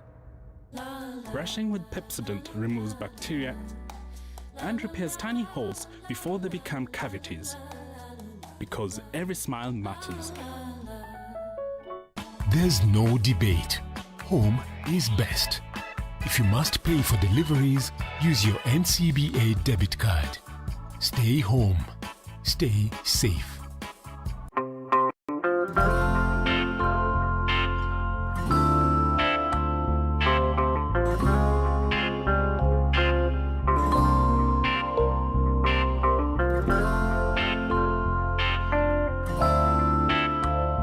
Breaking news from Molfix. Let's see what they're developing right now.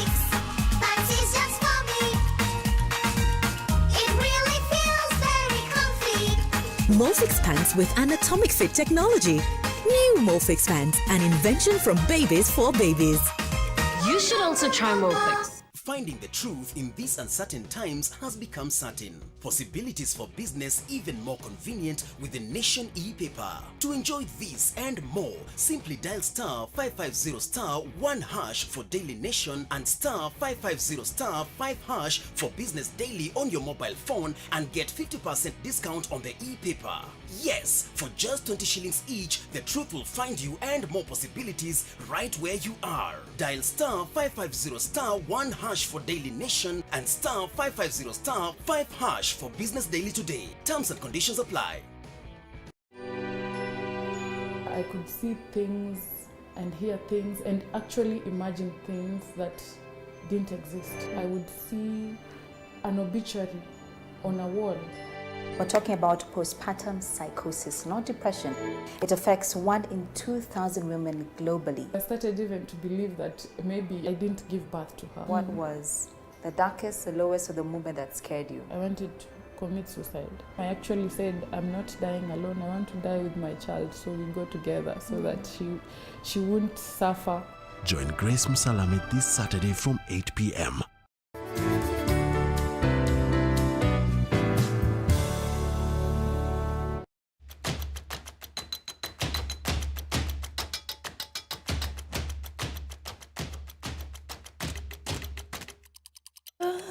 Oh, and welcome back to TTTT. We're going to read some of your comments as the show goes on, so keep on sending them, and thank you so much for keeping us trending. We appreciate that. Now, are we going to pay rent with coffee? That is the question artists are asking after a campaign by a coffee outlet, that's Art Cafe, rubbed them the wrong way. Now, the campaign, which was calling artists to design the outlet's takeaway coffee cup, said that they were going to let the winning artists display their work of art in their space, and then they get a cup of coffee every day for 365 days. Now, this aroused such divided opinions, with creatives claiming that they were tired of being paid with exposure. And, you know, I, for one, we rarely share our actual lives and our experiences in the industry, but then surely, I understand if you're an individual, Kwach. Like now, if Kwach calls me or Cindy calls me and she's like, Manze, babe, I just want you to help me out. There's this thing I'll do, and then, you know, I want you to be a part of it. I have 100,000 followers, but I don't have money. Please come support me. That's one thing. But if you're a money-making, successful, you know, widely known company, surely, and I'm not talking about, like, it doesn't need to be exorbitant. It can just even be 50K or 60K. Or whatever it is, but then you have to understand that these artists, in as much as yes, they do need that exposure, and yes, you can take, you know, the advantage of them because of either the naivety, maybe they're so young so they're gullible, or maybe the fact that they're desperate for that platform to be seen. They will take up the opportunity, but they need the money. You more than anyone understands that right now is one of the most difficult times that any human being has ever gone through. This pandemic has, you know, had people commit suicide, have had people just being so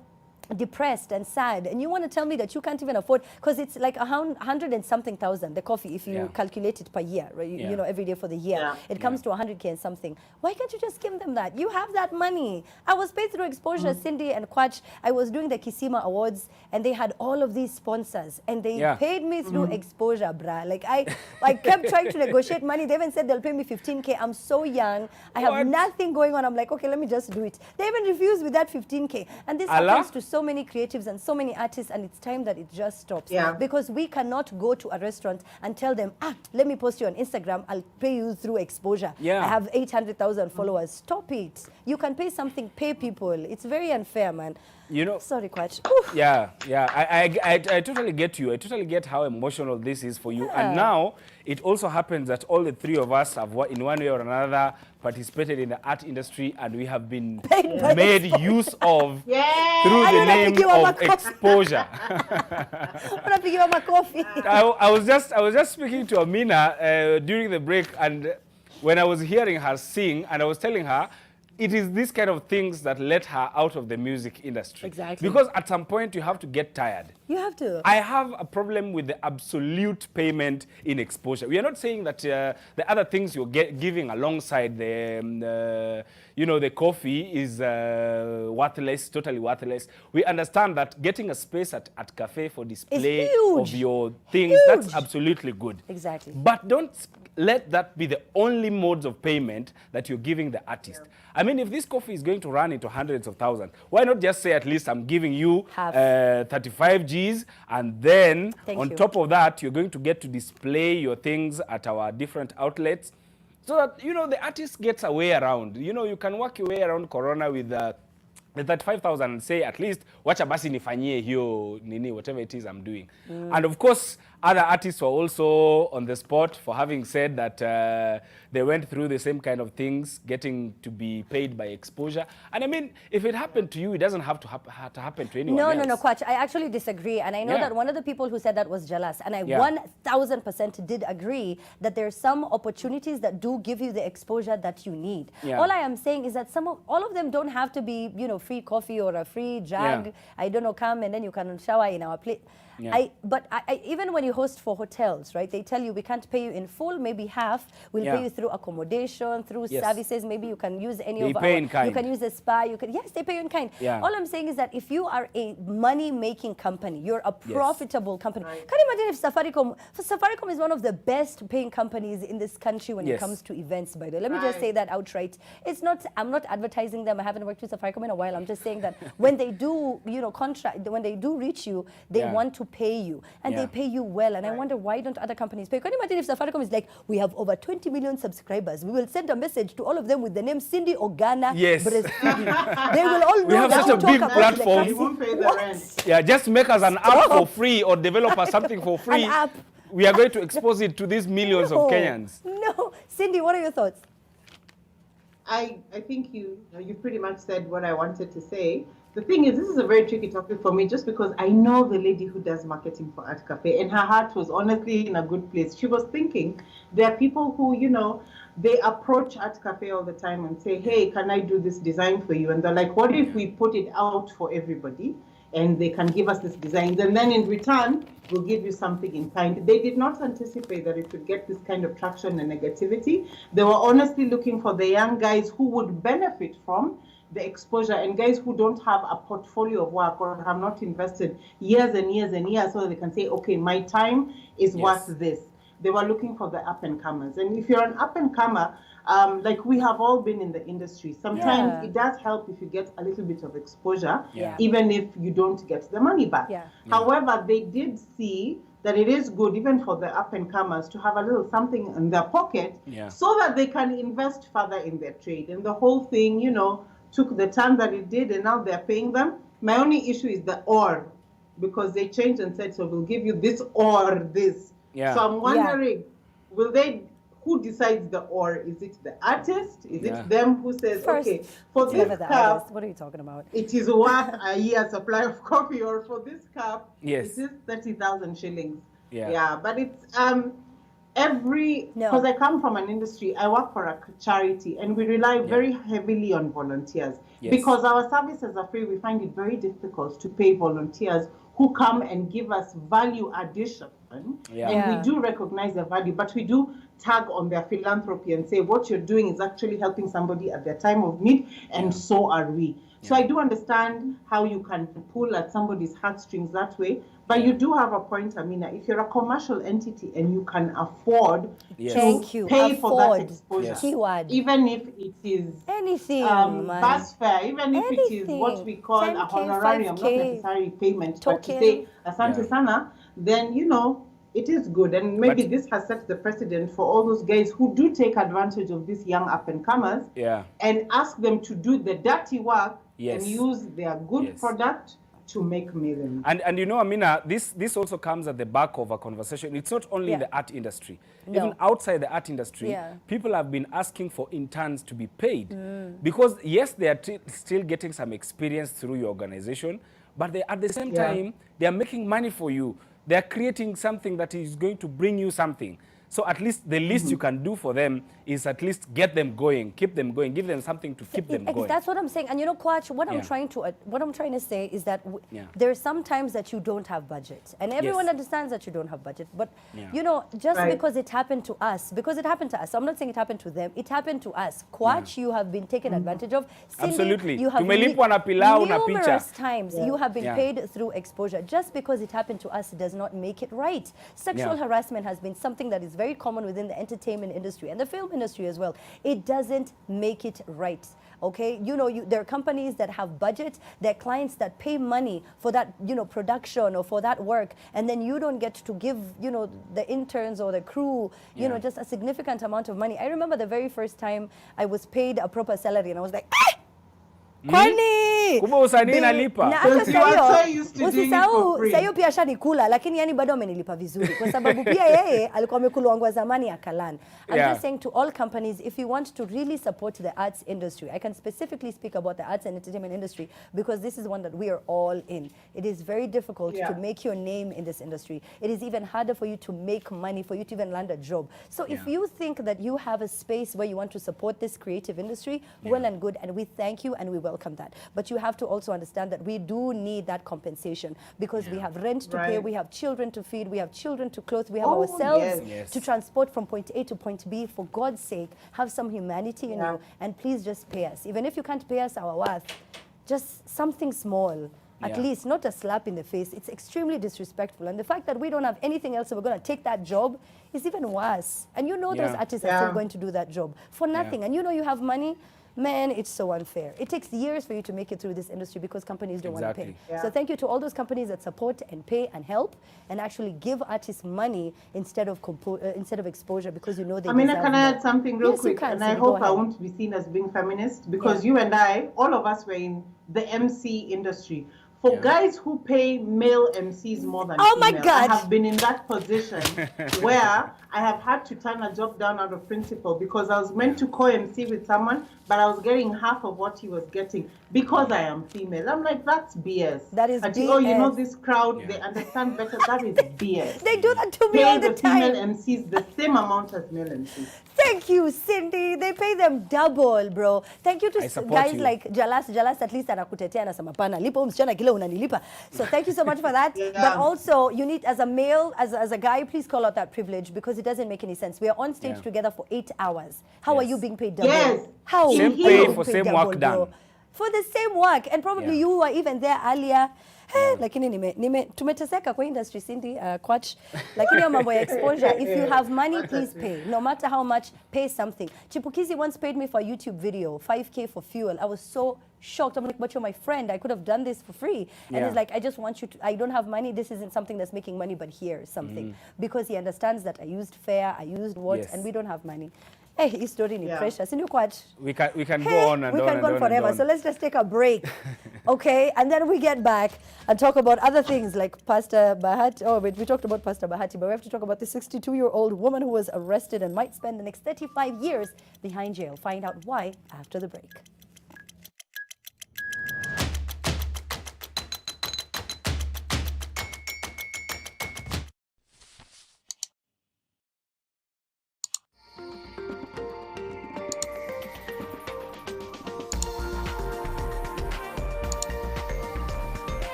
Various institutions have reported over 800 million units of unclaimed shares among other assets. To find out if you are an owner or beneficiary, dial *361# or visit www.ufaa.go.ke. Ah, Helen Paul. Hello, madam. Would you like to join us on this mission? Yes, but how? Just one question for you. How do you keep your toilet clean? I use regular detergent and bleach for washing and removing yellow stains. I've been using it for years. Oh, madam, the regular detergents and bleach are used for washing clothes. To disinfect your toilet properly, you need Harpic 10X. It is specially made for germs and stains removal. Harpic's thick formula settles on stains and gives 10 times better cleaning compared to regular detergents and bleach. Wow, now I'm convinced, Helen Paul. Really? Yeah. Now that you's part of the mission, the next house is yours. John suffers from indigestion. His twin James suffers from heartburn. Sometimes it's the other way around or both. That's why they use Gaviscon Double Action. It soothes within 3 minutes and lasts up to 4 hours. For double relief from heartburn and indigestion, Gaviscon Double Action. If symptoms persist, seek medical advice. I have to admit, I didn't like Sukuma Wiki when I was growing up, but now I've created a way to make Sukuma Wiki tastier and meatier. I simply add 2 Royco beef cubes, and the end result is a rich, meaty flavor. And today, I have brought along my harshest food critics for a taste test. My kids.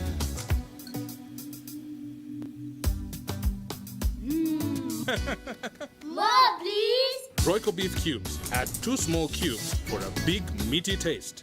Get free access to digital learning today. For primary and secondary students, one can now access learning and revision materials that has been approved by KICD. Dial *291# and subscribe to Safaricom Digital Learning and Shupavu 291 today. Tufungue njia, elimu iendelee. Geisha shea butter and honey, made with the goodness of shea butter to moisturize dry skin. Be strong and last long.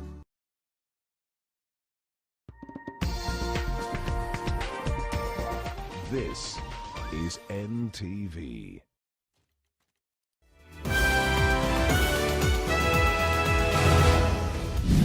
Tonight, there were signs of white smoke. The question of losing and winning becomes manageable. Yeah, people will not gain lots of amount of money, and people will not lose lots of amount of money. Then opposition was smoked out. The only amendment that is in the floor of the House are amendments like the Nairobi Senator amendment. Any other amendments are being discussed in Chai and Mandazi session. It's not yet Uhuru on the revenue sharing deadlock. Also tonight, COVID-19 death toll crosses a 400 mark. Brothers, beware. There might be some marshalness, no?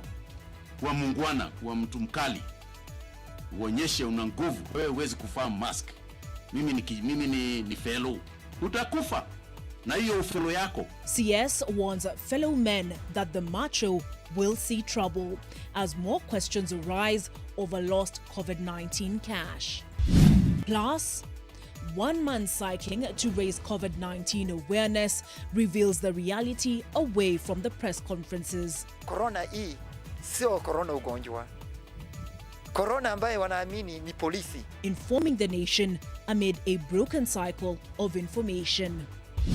And on Bullseye, how Irungu Kangata learnt the art of whipping up emotions.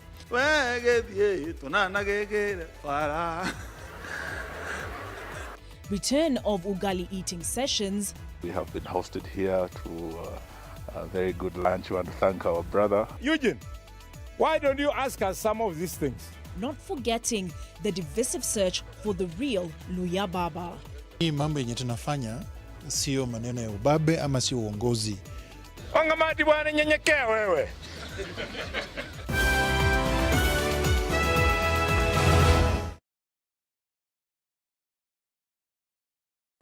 The means to a great story is a believable write-up that transcends borders and sets to ensure the audience get glued and the crew are motivated enough to engage. The movie is on.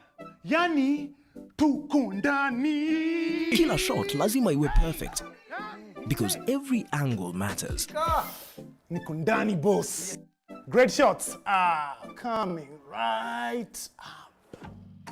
I am all that you associate me with in the film industry. I am Kenya Film Commission, tasked with ensuring your filmmaking process is a smooth sail. And I can only do it if all you filmmakers are registered with me. since it is a requirement by law to be registered and certified by the Kenya Film Commission. Pamoja, tutajenga hii industry and beyond. What's your excuse? Ya kutokuwa ndani? Je, uko ndani? Register today at www.kenyafilmcommission.com. Members of the public are notified that various institutions have reported over 800 million units of unclaimed shares among other assets to the Unclaimed Financial Assets Authority, UFAA. The authority wishes to advise apparent owners or beneficiaries to lodge claims on these shares. To find out if you are an owner or beneficiary, dial *361# or visit www.ufaa.go.ke. To claim shares, rightful owners should obtain a holder's letter from share registrars and submit a claim online via UFAA's website using relevant forms. Reunification of reported unclaimed shares will run until 31st August 2020. Shares not claimed by 31st August 2020 may be sold by the authority as per the law. Unclaimed Financial Assets Authority. Receive, safeguard, reunite. Nearly 1 in 3 children across Kenya do not have the proper nutrition to grow. But when you buy a bar of Cadbury Dairy Milk chocolate, you can help change the story. That's because we will use part of the proceeds to donate milk to less fortunate children across our beautiful country. Let us come together and show the generous spirit that is inside of all of us. Cadbury Dairy Milk. There's a glass and a half in everyone. Breaking news from Molfix. Let's see what they're developing right now.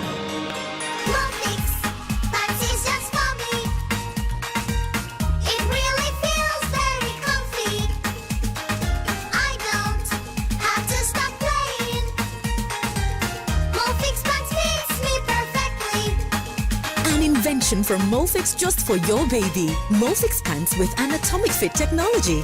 New Molfix pants, an invention from babies for babies. You should also try Molfix. The aerial guarantee. Asante sana. Sasa, ni nini kingine ambacho unaweza kumfanyia msichana wetu? Kila kitu. Hata kufua nguo na aerial mpya. Basi, tuonyeshe. Sasa fanya haya madoa yawe sugu zaidi. Sasa tufue kwa kutumia sabuni yako na kutumia Ariel mpya. Ariel sasa inapatikana kwenye pakiti mpya. Unaniamini sasa? Ariel huondoa madoa sugu kwa mwosho mmoja. Ijaribu leo uamini.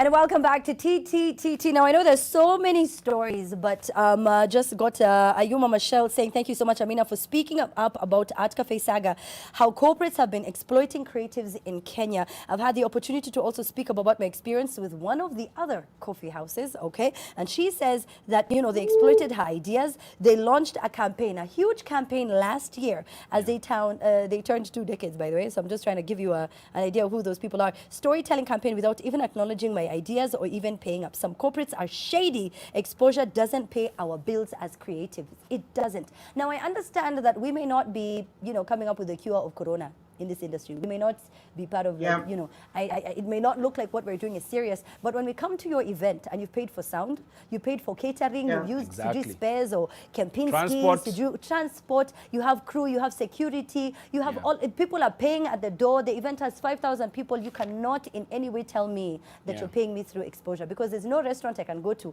and tell them, manze, mimi niko na exposure. You know what they say, I can Amina? tell a landlord, acha nikulipe na exposure, niambia wase wakuja wakaange hapa sijui flats za Githurai zetu hapa. No, I can't, okay? Normally what they say is that, you know, unlike the sound guy, you can't put a tangible value to what it is you're doing, and that's what they exploit. That is true. Haujakuja na maspika, umesimamisha hapa, you've not come with a car that needs to be fueled. That is true. Like they think it's just you and your skill. And they always make it sound like it's a joke. Like whatever it is that you're doing for us at this event is something so funny. Like you're a clown. Or like, I don't know. And even if you are a clown, God, Amina. just pay me. Like they make it look like it's so unnecessary. Like what it is, the services you're offering don't even look like services. What I need you to understand, sir or madam, is that we, just like you, have families. We have responsibilities and we have things that we want to pay for, and we also just want you to at least, you know, just we want some dignity, okay? Like nikikuja gigi yako ni heshima, niko job yangu labda ikai muhimu kama wewe. And for you to have called me there, you must have realized I bring value. So you better pay me for the value. And I understand. Listen, let me say this. It's funny. I mean, it's funny. It's funny. It's funny.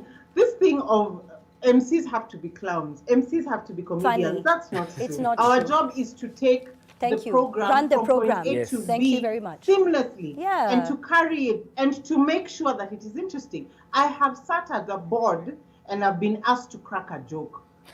Like before they, as in seriously, before they decide to give me the job, they're like, so how funny are you? That's not true. We had so are you as funny as them? Crack a joke. So true. It is ridiculous. That is true. We I are say that too. intelligent, we are witty, and I like what you have said. We are not clowns. We are a very vital part of the budget. And this thing of when it comes to everything, sound light, there's a budget. But MC, you know, we don't have a budget for that. And you know the worst part, Cindy? You have kids, you have rent, you have this, you have that, then you take that job. And you know they're not paying you your worth. And you feel really bad and indignified, and it's so hurtful. You don't understand. And I get it, there's some opportunities that are huge. Like when I went to Nigeria and hosted the Africa Magic Viewers Choice Awards, if they were not paying me, I would have still gone. It was a big opportunity. I understand that. If you don't have the budget, the creative will see, and you don't have budget. But when the budget does come, you will, you know, sort me out, or you'll give me a gig that pays me money. We really do need that money, man. Just stop it with the exposure. Exposure ni jokes. Wachana na hiyo story. Anyway, as we move on, now a 62-year-old woman will spend the next 35 years behind bars after being convicted of robbery with violence by the Loitoktok law. Now, law court story. Now, according to a statement by the Directorate of Criminal Investigation, Joyce Wairimu Kayoki had previously served a 15-year jail term but resumed her thievery after being released from prison.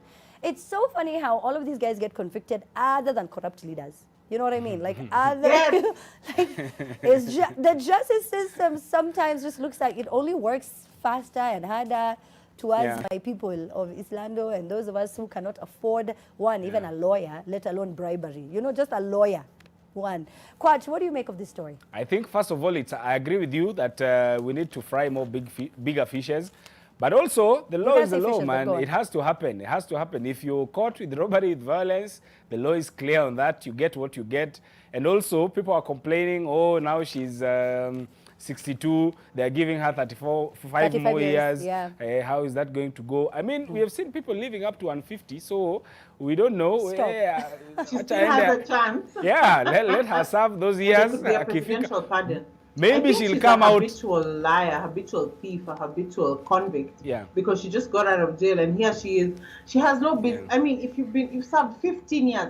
I mean, imagine, where were you 15 years ago? Okay, so I don't know where I was. I bet I was not adulting, and I thought growing up was great, and I thought by the time I hit 30, I'll have all my ish together. Clearly here we are. Help me. But for this lady, what I will say, after interviewing a number of ex-convicts as they try to reintegrate back into society, when they spend such a long time, a significantly long time behind bars, they feel as though they're not used to this other life, and they had a system that worked for them behind bars. Some of them, I'm not saying that was the situation in this case, but some of them just feel a lot safer behind bars. They feel like that's what they know, that's what they're used to. 15 years is a long time. I need you don't have life Cindy, outside here. 15 years ago, to come out and 15 years ago, these buildings in town didn't look like this. We didn't have social media. People weren't using phones, and everyone. But you know, so it's a different world for her. So for some people they go back because of it, because they feel like that's just where they want to be. But in this instance, I mean, you never really know what the situation. You have to understand, if I am coming back into society, I have no job, I have no money, I'm trying to fend for myself, and I already sort of like understand crime. That's I mean, there was, I don't know if you guys saw it, there was a story a while back on the newspaper where there was an old mzee that had been released. Yeah. I don't know whether it was presidential pardon or something like that. And he was begging to be taken back to prison because he doesn't know how to live outside here. Yeah. He does not know anyone. But also, I wanted to say that at 62, at Awezi and people who do such things, please tukue na retirement. Let's have an age where First of all, can you say it depends on the crime committed. You can't just say... You say, I'm going to retire at 55. I'm going to commit no crime past 55. Because if you get caught and past 55, now she's going to spend the rest of her life in prison, surely. That is very true. Cindy? Yeah, it should be for the convicts and our politicians. Because please, we still have politicians who have been appointed in their 70s, in their 80s. Can there be a cutoff age? You know, for politics, can there be a cutoff age for crime? We just generally agree. You know, though in civil service, even in Employment Act, after, I think they moved it from 65 to 60. Yeah. After that, you are unemployable.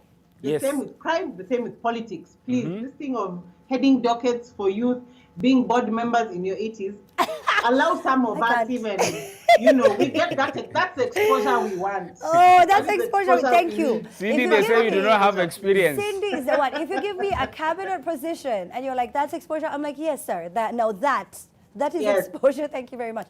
No, but it's really difficult. You have to understand, you know, some of these ex-convicts. It's a very difficult world to come out here. You stigmatize people are like, sunule mama alitoka jela, ama unule baba alitoka jela. So you just feel different. You know what I mean? And it's very, very difficult. And if you know of any ex-convict who's trying to, you know, rebuild their lives, be more encouraging.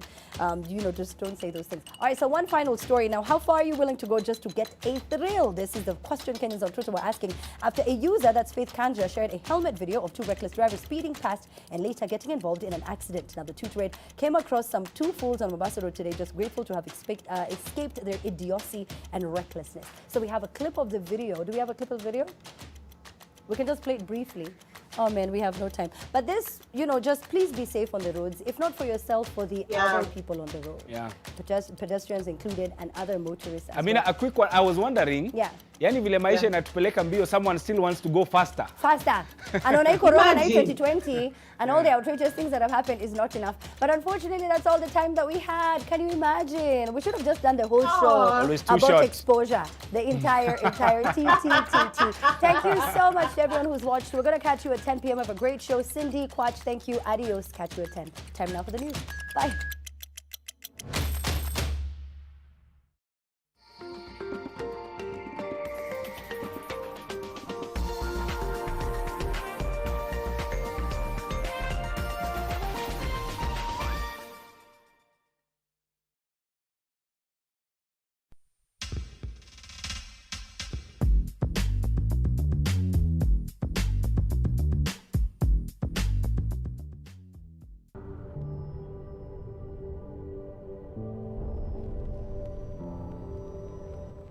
Sensitivity pain fast with Sensodyne Rapid Action for clinically proven relief in 60 seconds. Majab, my friend, as you wait for the call, my friend, is it just perturbing how sure you are that the call is going to be picked? Majab, the recipient is probably held up. In our days, we... To get Baba Otis Maajabu by Flaco, dial star 811 star 936 hash. Skiza Nan Nation. Finding the truth in these uncertain times has become certain. Possibilities for business even more convenient with the Nation e-paper. To enjoy this and more, simply dial star 550 star 1 hash for Daily Nation and star 550 star 5 hash for Business Daily on your mobile phone and get 50% discount on the e-paper. Yes, for just 20 shillings each, the truth will find you and more possibilities right where you are. Dial star 550 star 1 hash for Daily Nation and star 550 star 5 hash for Business Daily today. Terms and conditions apply. Lifebuoy is the world's first to report its sanitizers over 99.9% effective against the COVID-19 coronavirus. Keep using Lifebuoy or any sanitizer with at least 60% alcohol. Stay safe. It is true, we have been in business for over 20 years now, empowering Kenyans to own ideal and genuine properties. And yes, the biggest and the best urban residential development in Kiambu, Amani Ridge, the place of peace, is taking shape. Let us show you what we have been up to. The Solomonic Gate is complete. The intelligent fountain of peace is up and running. The stone perimeter wall is complete, fully enhanced with razor wire for your security. The 100,000 liter capacity water tank is coming up. We also have the house designs and the title deeds for every plot. Invest in value. Call us today on 0790 300 300 or visit us at www.optiven.co.ke. Je, maumivu ya kichwa na kukosesha amani? Kaluma Strong hutuliza maumivu ya kichwa, maumivu ya mwili na hata huondoa joto jingi mwilini. Kaluma Strong ina aspirin kama kiungo. Maumivu yakizidi, muone daktari. Rashes again? Kiss Kids diapers. Kiss Kids, no rashes. Kiss Kids, no rashes. Bye-bye rashes. Buy diapers. Choose Kiss Kids.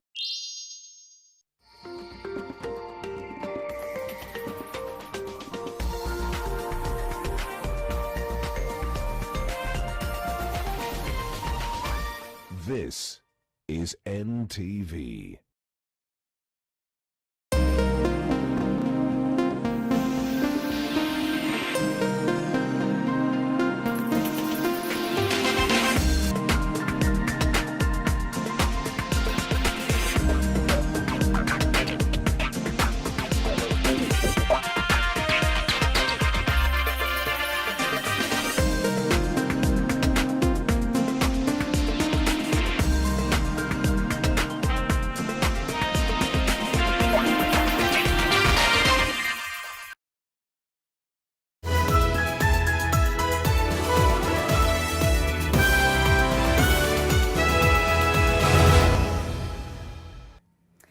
How are you this evening? My name is Burrows and you're watching NTV Weekend Edition. Let's get straight into the numbers. And Africa has notably passed the 1 million mark in the number of infections so far reported on the continent, with the African Union calling for aggressive and bold action. South Africa accounts for more than half of all cases, with the AU expressing concern for Tanzania's lack of data.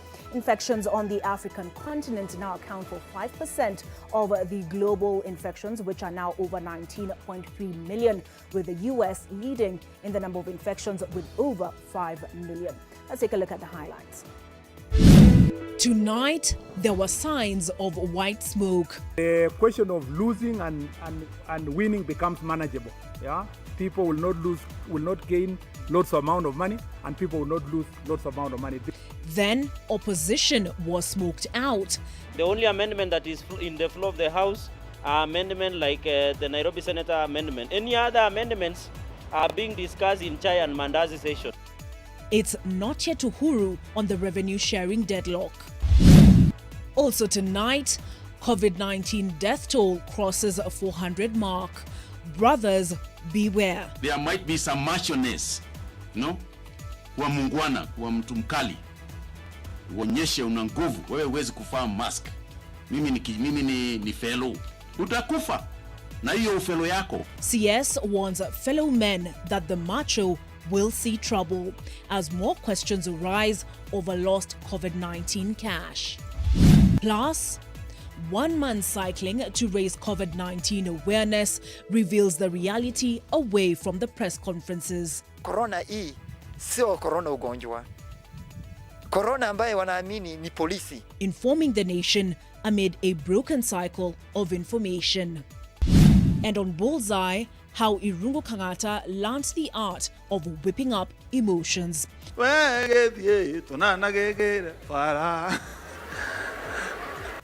Return of Ugali eating sessions. We have been hosted here to a very good lunch. We want to thank our brother. Eugene, why don't you ask us some of these things? Not forgetting the divisive search for the real Luya Baba. Hii mambo yenye tunafanya sio maneno ya ubabe ama sio uongozi.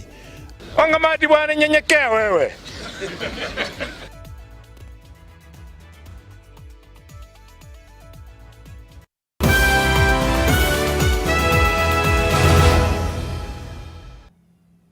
Joining me tonight as our sign language interpreter is Flora Atieno. We start with matters of revenue sharing and the mediation committee approach to unlock the Senate stalemate over the controversial new county revenue sharing formula has collapsed. A faction of senators allied to counties that are losing out on the new formula has refused to submit the names of their members to the committee, officially stalling the negotiation process, as Vincent Odor now reports. The Senate stalemate on which formula to use for the sharing of the 316.5 billion shillings allocated to the county governments is far from over. A group of senators supporting the new government-backed formula led by Nandi Senator Samson Cherargei have accused senators allied to the counties that are losing out on the new formula led by Elgeyo Marakwet Senator Kipchumba Murkomen of financially and politically taking advantage of the stalemate after they refused to submit names to the mediation committee. Every Kenyan is entitled to equitable sharing of resources. So we cannot also just sit here and say that population has nothing to do with it. Population has everything to do with it. Unapatia chakula kulingana na wingi wa watu ama ukubwa wa sahani. Hiyo hatutakubali hata kidogo. There is no way you can say a county like Kiambu, where I come from, with 2.4 million people getting 9.4 billion, and counties ya Wajir, Mandera na Garissa 2.4 million getting 25 billion. Imeshai kusikika na huko wapi? Walikataa kuleta ile majina matano, na wakati ule walikataa naibu wa spika akuwe mwenyekiti. Sasa wakati tulisema wote wacha spika Kenneth Lusaka akuwe mwenyekiti ya hiyo jopo ya watu 10, wamekataa kutoa majina. Exactly. So hiyo ndio unafiki, hatutaki Kenya hii. But Murkomen-led faction is proposing to have between 250 billion shillings to 270 billion shillings shared equally among the 47 counties. And then the extra monies remaining from the 316.5 billion shillings allocation be shared based on the new formula basis that is largely pegged on population to determine the amount allocated to counties. The question of losing and winning becomes manageable. Yeah, people will not gain lots of amount of money, and people will not lose lots of amount of money. It becomes at a level where, when you even tell national government to support this county because their budget as a whole of this much, it becomes manageable. But the one that was in place was ridiculous. The Murkomen team has now tasked Senators Johnson Sakaja and Mithika Linturi to come up with a final version by Monday of their proposals that they will present to the House, going against the resolution of the House to have a mediation committee to handle the matter. The two factions were supposed to submit 5 names of their members for the formation of the mediation committee. The committee was to hold its first meeting today and on Saturday to receive proposals from the members before coming up with one formula that will be supported by both groups. Vincent Odur, NTV. As the ministry strives to ensure that all counties are well equipped to fight COVID-19, many are now questioning how the COVID-19 funds have been utilized, and that is following reports of misuse of the funds. Today, Kenya has recorded 727 positive cases out of a sample size of over 6,000, bringing the total national count to 25,138. Now, out of the 727, 711 are Kenyans and 16 are foreigners. 539 are men, while 188 are female. And of those who've recovered, that number is 674, bringing that total to 11,118. 14 people have tragically died, bringing the total number of fatalities so far from COVID-19 to over 400. And with this death toll still rising, more pressure is being placed on the hands of counties to help keep the nation alive. Now, the Health Cabinet Secretary Mutahi Kagwe says the numbers remain relentless, and some of the trends that are consistent and concerningly so is that of men who are more affected and infected than women. Now, the Health Cabinet Secretary has told men to shun the culture of acting macho and thereby disregarding the containment rules. Here is his man-to-man call-out and plea. Men continue the lead with 539 men against 188 females. We must honestly ask ourselves as men, what is going on?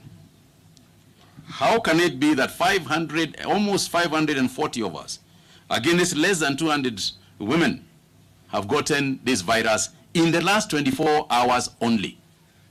And therefore, we need to address it.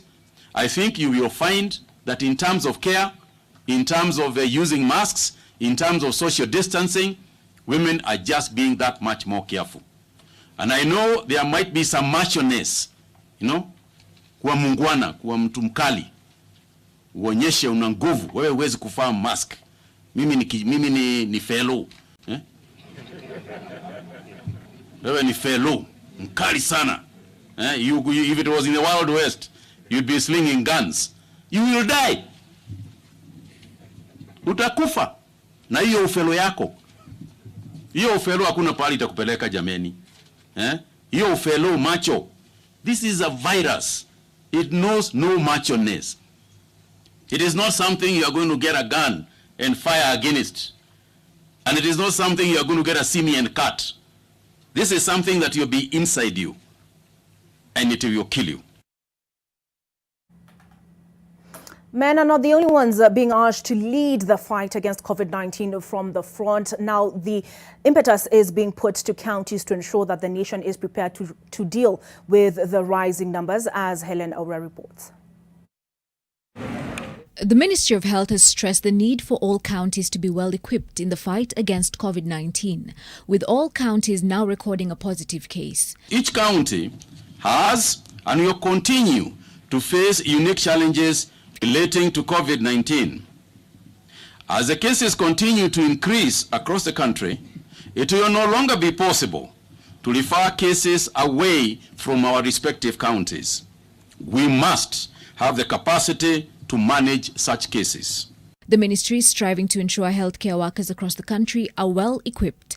Currently, 10 healthcare workers have been reported as having succumbed to the virus, among the most recent ones being Marian Adumbo, who passed on in Kisii County, where the health CS and his team were touring.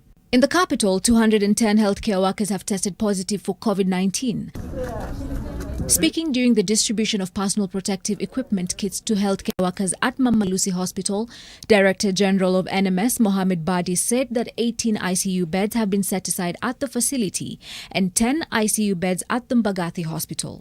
The equipment donated in partnership with Equity Group are to serve the healthcare workers at Mama Lucy Hospital for 15 months. We are upgrading every hospital and building new facilities within the Nairobi County, starting with the 24 hospitals in informal settlements, which groundwork has started. The great need for preparedness comes hand in hand with resources. County governors are calling for accountability on how the funds issued for COVID-19 are being used after reports of major corruption. People are taking advantage of COVID-19 to misuse money meant for COVID.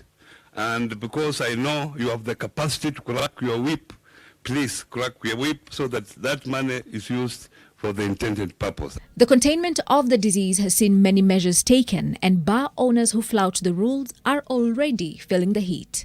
Since last week, when the President issued the directive that the Inspector General of Police has to submit a report to us every week, we have closed some bars and we have taken some licenses.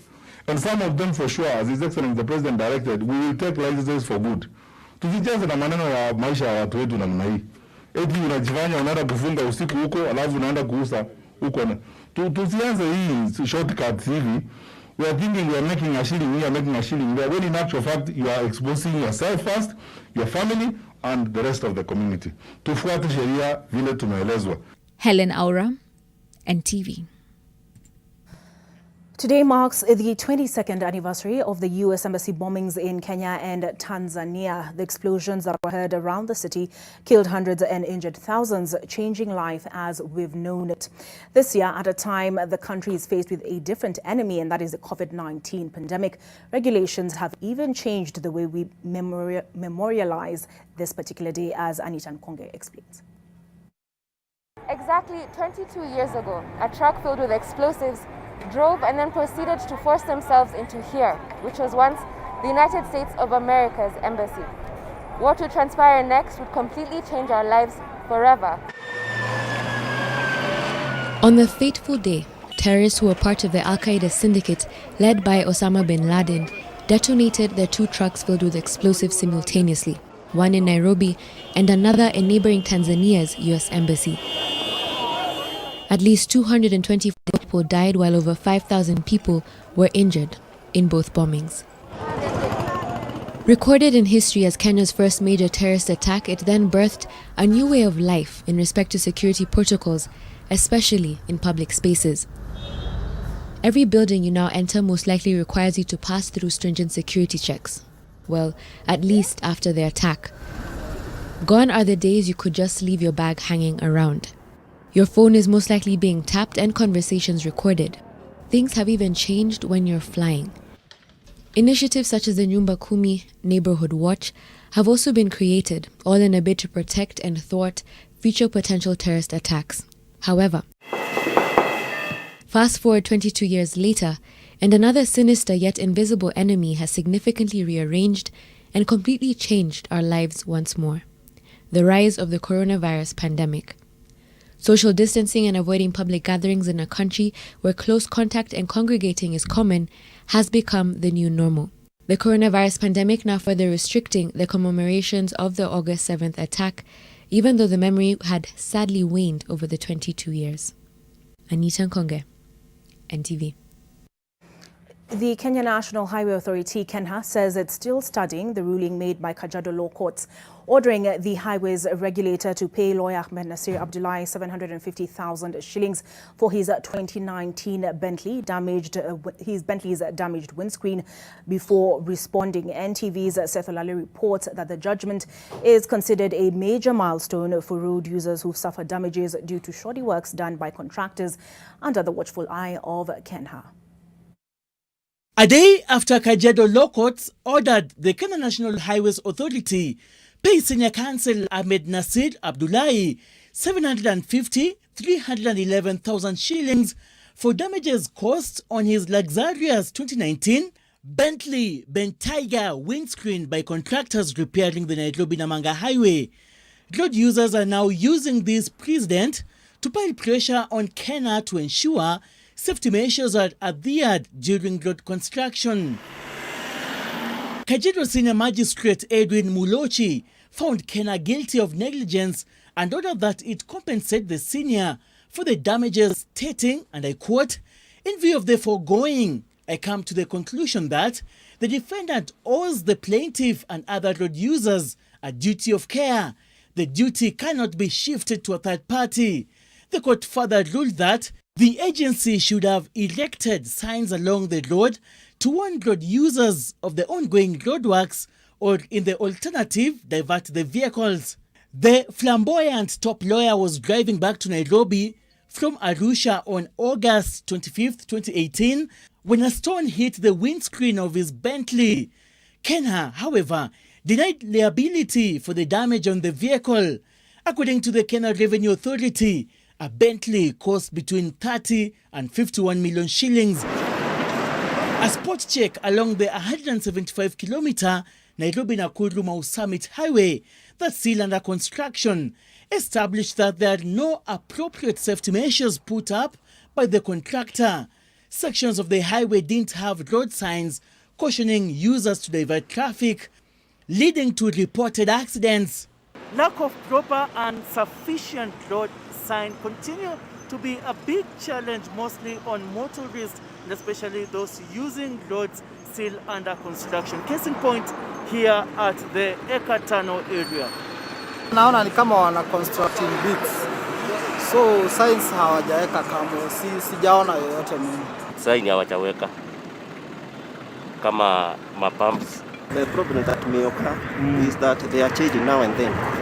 So what they have to do is to maybe to post a billboard to indicate their changes. In addition, the road diversions are dusty with passengers and pedestrians alike complaining about health complications that arise. Large parts of the 180 billion shilling Nairobi-Nakuru Mau Summit Highway has no pedestrian lanes. Inatuletea hii ugonjwa sasa. Unasikia sasa ni kama ukisikia kama inakuja kaomba kakikuja, unasikia ni kama corona imeingia. Abroad, local authorities and road agencies usually pay hefty amounts each year in compensation for damage to cars due to bad roads. Kenya awarded the construction tender to the Rift Valley Connect Consortium. Some of the major roads still under construction in the country include Nairobi-Nakuru, James Gishuru Riloni, Mombasa kwa Jomvu, Kisumu Kakamega, Nairobi Outer Ring, Miritini Mwache, and Kibwezi Mutomo roads. Seth Olale, NTV. What do you make of that report by Seth Olale? The hashtag is NTV Weekend Edition. The handle is at NTV Kenya. Should Kenya be held liable for any damage suffered by your vehicle on the roads? Share your thoughts. Well, the politics of power and his relationship with the Deputy President, why he hardly smiles, police brutality and questions on the possibility of another lockdown. Interior CS Fred Matiang'i speaks to NTV tomorrow night at 9 p.m. Here is a taste of what you can expect. You rarely smile in public. Is it the stress? No, or is no. it just the way the Lord constructed you? No, the public sees only one face of your life. The public doesn't live with you. I can see you smiling now, actually. What is your relationship with the Deputy President? I don't know. You think the police did a good job in enforcing the lockdowns and... They have done a good job. Is there any possibility of another lockdown?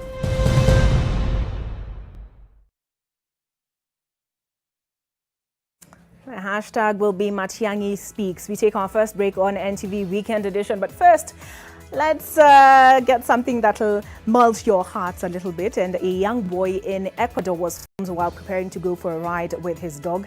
And what's interesting is that after he had the dog on the bike, he put a face mask on the little hound before putting one on himself.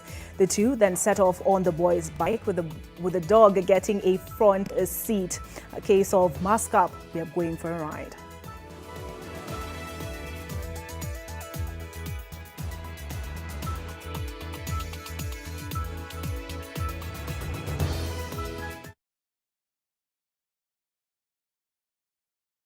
It is true, we have been in business for over 20 years now, empowering Kenyans to own ideal and genuine properties.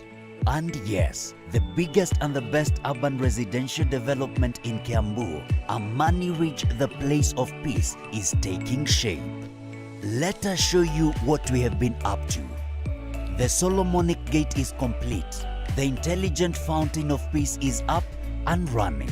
The stone perimeter wall is complete, fully enhanced with razor wire for your security. The 100,000 liter capacity water tank is coming up. We also have the house designs and the title deeds for every plot. Invest in value. Call us today on 0790 300 300 or visit us at www.optiven.co.ke.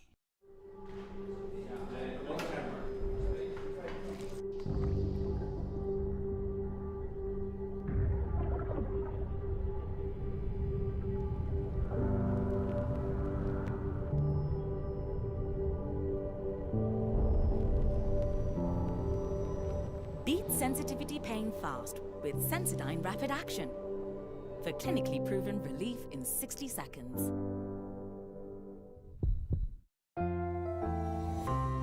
The risk of illness-causing germs is increasing. It is believed that the coronavirus can remain on surfaces in your home for up to 9 days. Touching infected surfaces is one of the ways in which germs spread. Regularly disinfect your floors, countertops, and kitchen surfaces with bleach, and use an effective toilet cleaner inside and outside your toilet bowl.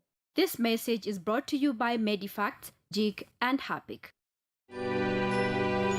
I could see things and hear things and actually imagine things that didn't exist. I would see an obituary on a wall. We're talking about postpartum psychosis, not depression. It affects 1 in 2,000 women globally. I started even to believe that maybe I didn't give birth to her. What was the darkest, the lowest, or the moment that scared you? I wanted to commit suicide. I actually said, I'm not dying alone, I want to die with my child, so we go together so that she wouldn't suffer. Join Grace Msalame this Saturday from 8 p.m.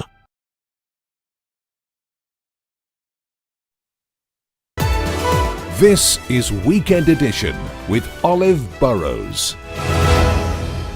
Thank you for staying with us on NTV Weekend Edition. Now, the former Changamwe Member of Parliament, Ramadhan Kajembe, has passed on in Mombasa County, where he was undergoing treatment. Family and friends gathered at Padia Hospital to mourn his death. According to the family, Ramadhan Kajembe has been fighting illness for the last 2 weeks. When ODM, Kenya's second longest surviving party, was set up, one of its main point men at the coast was this man, Ramadhan Saif Kajembe, whose political influence was undeniable. Friday, the 7th of August 2020, the curtains fell on the former Assistant Minister for Environment. The veteran politician succumbed to a short illness believed to have been caused by COVID-19. Sio mimi tu nimepoteza mzazi, hata wanachangamwe wamepoteza mzazi ambaye amekuwa na wao miaka 30 katika active politics ya hii Mombasa. Nataka ndugu zangu muwe na subra, tukubali uamuzi wa Mwenyezi Mungu na Mungu amweke mzee wetu mahali pema peponi. The former Changamwe MP has been mourned by President Uhuru Kenyatta, who termed him as a forthright politician, a wise elder and an accomplished trade unionist who served the country in different roles over the years with distinction. ODM party leader Raila Odinga has celebrated him as a dedicated servant of the people of Changamwe, whose rights he defended without fear. The former Kenya Ferry Service Board chairman's death comes shortly after that of his 2 wives. Jomvi MP Badi Twalib, who is Kajembe's son-in-law, denies reports that the old man succumbed to complications related to COVID-19. Charity Mwangi, NTV. Murang'a County Government has set aside 390 isolation beds and equipped 35 ICU beds in its modern ICU facility as it arms itself to fight the COVID-19 pandemic. Governor Mwangi wa Iria has said that the county is committed to the fight against the deadly virus. Now, the governor was speaking and gave that particular assurance as he hosted the Nation Media Group CEO Stephen Gitagama, who paid him a courtesy call and discussed partnerships, including sensitizing members of the public on self-care and also highlighting major developments in the country and county, such as the Murang'a County Cooperative Creamery, which has provided employment opportunities along with promoting dairy farmers in the region. We'll be back with that particular report. We take a break.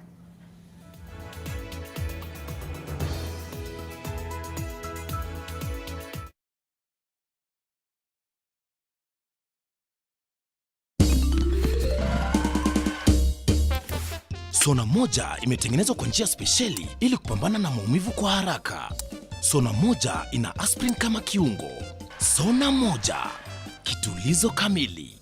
Maumivu yakizidi, pata ushauri wa daktari.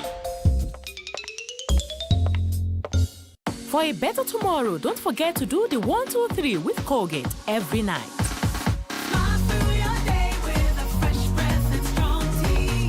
Pata smartphone mpya kuanzia 20 bob daily pekee ukilipa mdogo mdogo. Weka down payment ya 1000. Lipa kuanzia 20 bob daily kwa miezi 9. Piga star 544 hash kuona kama unafaulu kupata 4G Neon Ray Pro. Si hapo Safaricom ni yako kabisa.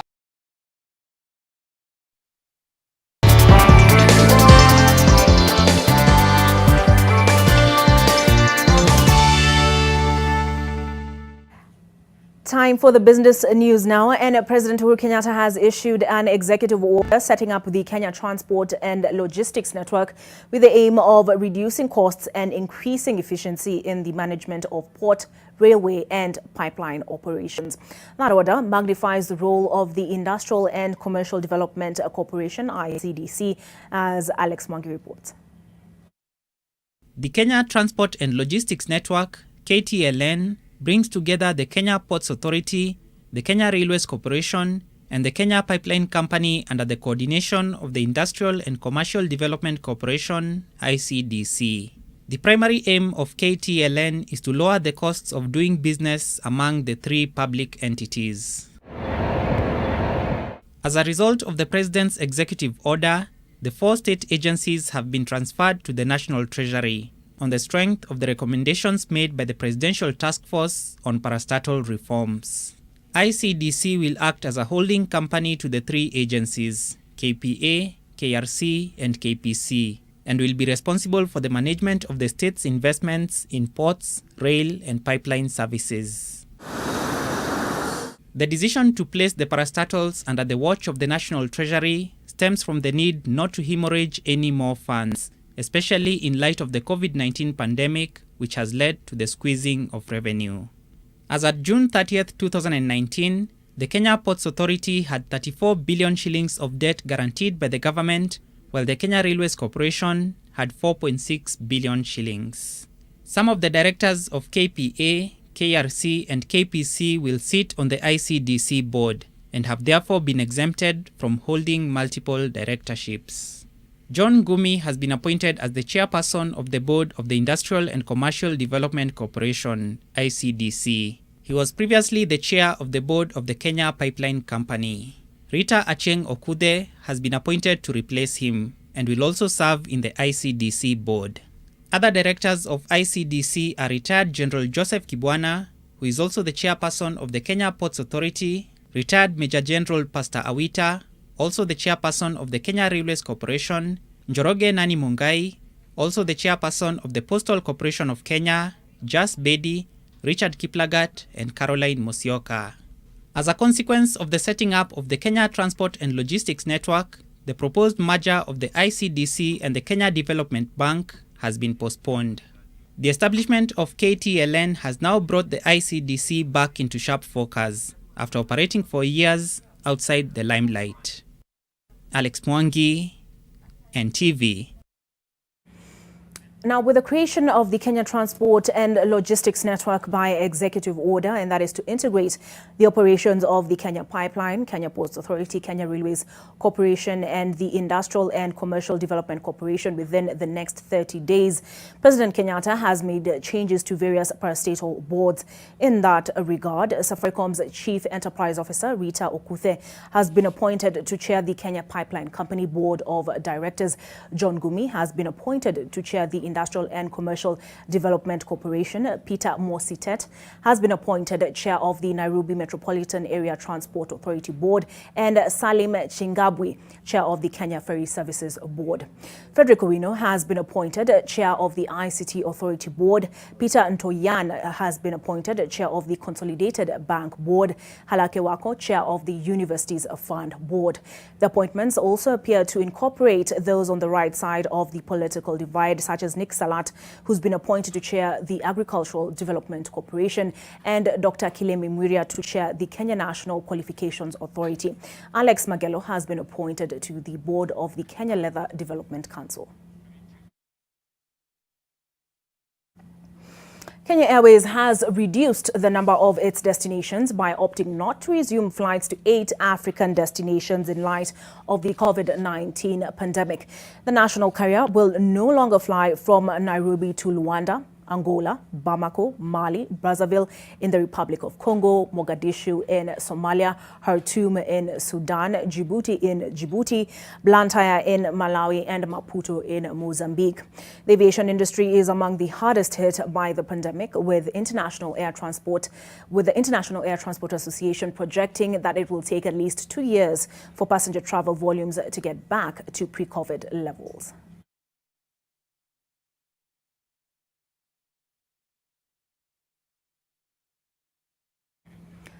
The acquisition of 90% of Jamii Bora Bank by the Cooperative Bank of Kenya will take effect exactly 2 weeks from today, and that is according to a Gazette notice by the Central Bank Governor. The deal has received all the necessary approvals, including from the Cabinet Secretary for the National Treasury and Planning, which came on Tuesday this week, hot on the heels of the CBKs on Monday. As at June the 30th, 2020, Jamii Bora Bank was ranked 38 out of 39 banks in terms of market share, with a market share of 0.09% and 17 branches across the country. The bank was established in 2010 following the acquisition of Jamii Bora Kenya Limited, a microfinance institution, by City Finance Bank.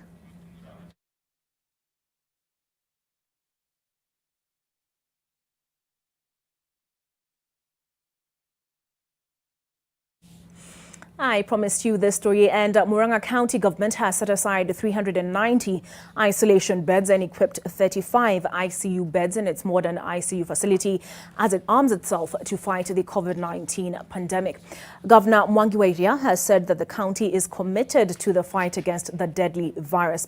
Governor wa Iria gave the assurance as he hosted the Nation Media Group CEO Stephen Gitagama, who paid him a courtesy call and discussed partnerships, including sensitizing members of the public on self-care and also highlighting major developments in the county, such as Murang'a Cooperative Creamery, which has provided employment opportunities, along with promoting dairy farmers in the region. I think this gospel of social distancing, especially in markets and high traffic areas, as a nation, I think as a country, we need to just focus on that. We train people, keep away from each other, keep that 1 meter, 2 meters. We have all succeeded in handshaking. Nobody is greeting each other. There's no handshake in the country. People are not shaking hands. But people are still affiliating at very close age. If we deal with that, I think that to me is the real medicine, the real vaccine for the virus. We've had useful deliberations. We've agreed on a number of areas where we'll collaborate. We've witnessed firsthand the development that have been put in place in the county. And we are reasonably happy on the way forward on how we will continue informing, educating, and entertaining our people, and really creating value for the people of Murang'a. Bullseye is not far off. In fact, it's right up next after this break.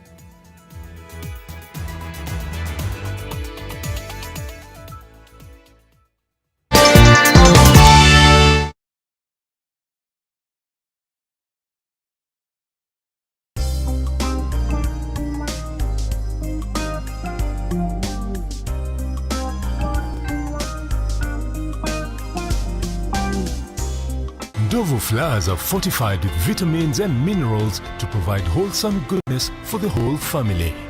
Ndovu all-purpose flour makes the most delicious chapatis, mandazis and all other pastries.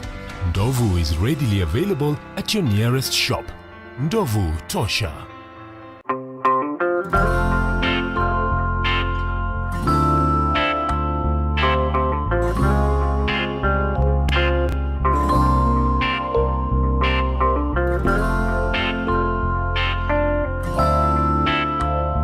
Breaking news from Molfix. Let's see what they're developing right now. Pants is just for me. It really feels very comfy. Molfix pants with anatomic fit technology. New Molfix pants, an invention from babies for babies. You should also try Molfix. From far with you. I even gifted you a magnificent house. Rosa, it's the thought that counts. Please help me. When it comes to fever, you need to be both. Panadol Baby and Infant starts to work on fever in 15 minutes and is gentle on the tummy. Panadol Baby and Infant. Tough on fever, gentle on your child. Get free access to digital learning today. For primary and secondary students, one can now access learning and revision materials that has been approved by KICD. Dial *291# and subscribe to Safaricom Digital Learning and Shupavu 291 today. Tufungue njia, elimu iendelee.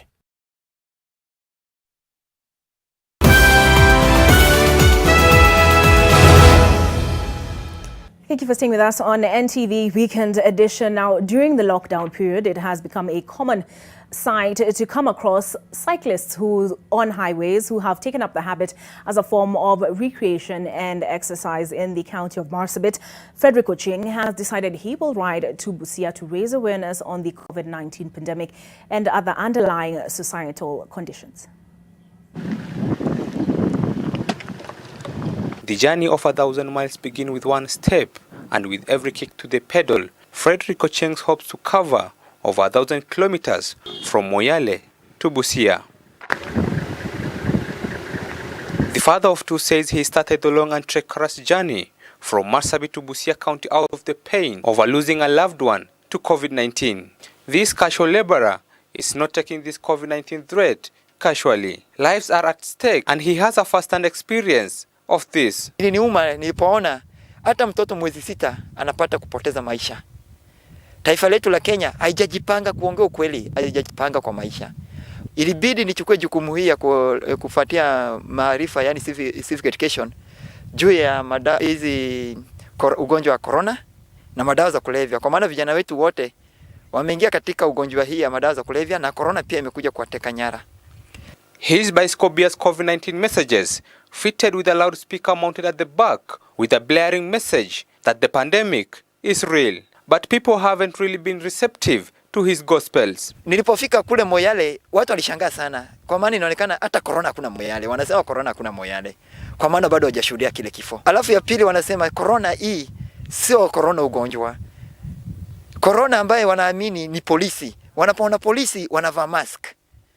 Ni kama polisi ndio corona. Despite the naysayers, he is determined to stay to the cause. Ile jukumu ningependa kuomba nikitoka hapa ninapoanza safari hii, naendelea na safari hii hadi kule Busia. Ningependa kuona wananchi, unajua wananchi wa Kenya wanapenda kuona. Kwa maana wengi wananiambia umewahi kushuhudia aliyekufa na corona?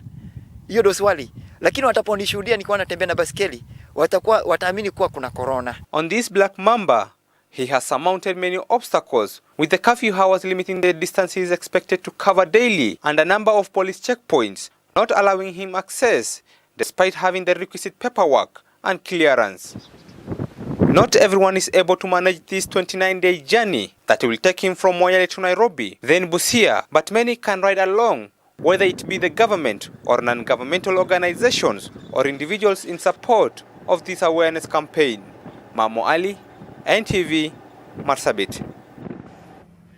Everything we do, so the saying goes, is done with an eye on something else. A lot is being done in political circles, from just taking tea to lunches, as ugali eating sessions make a comeback.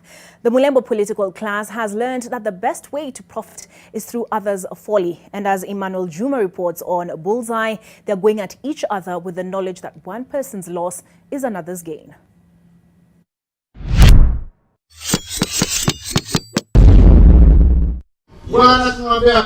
Prayers.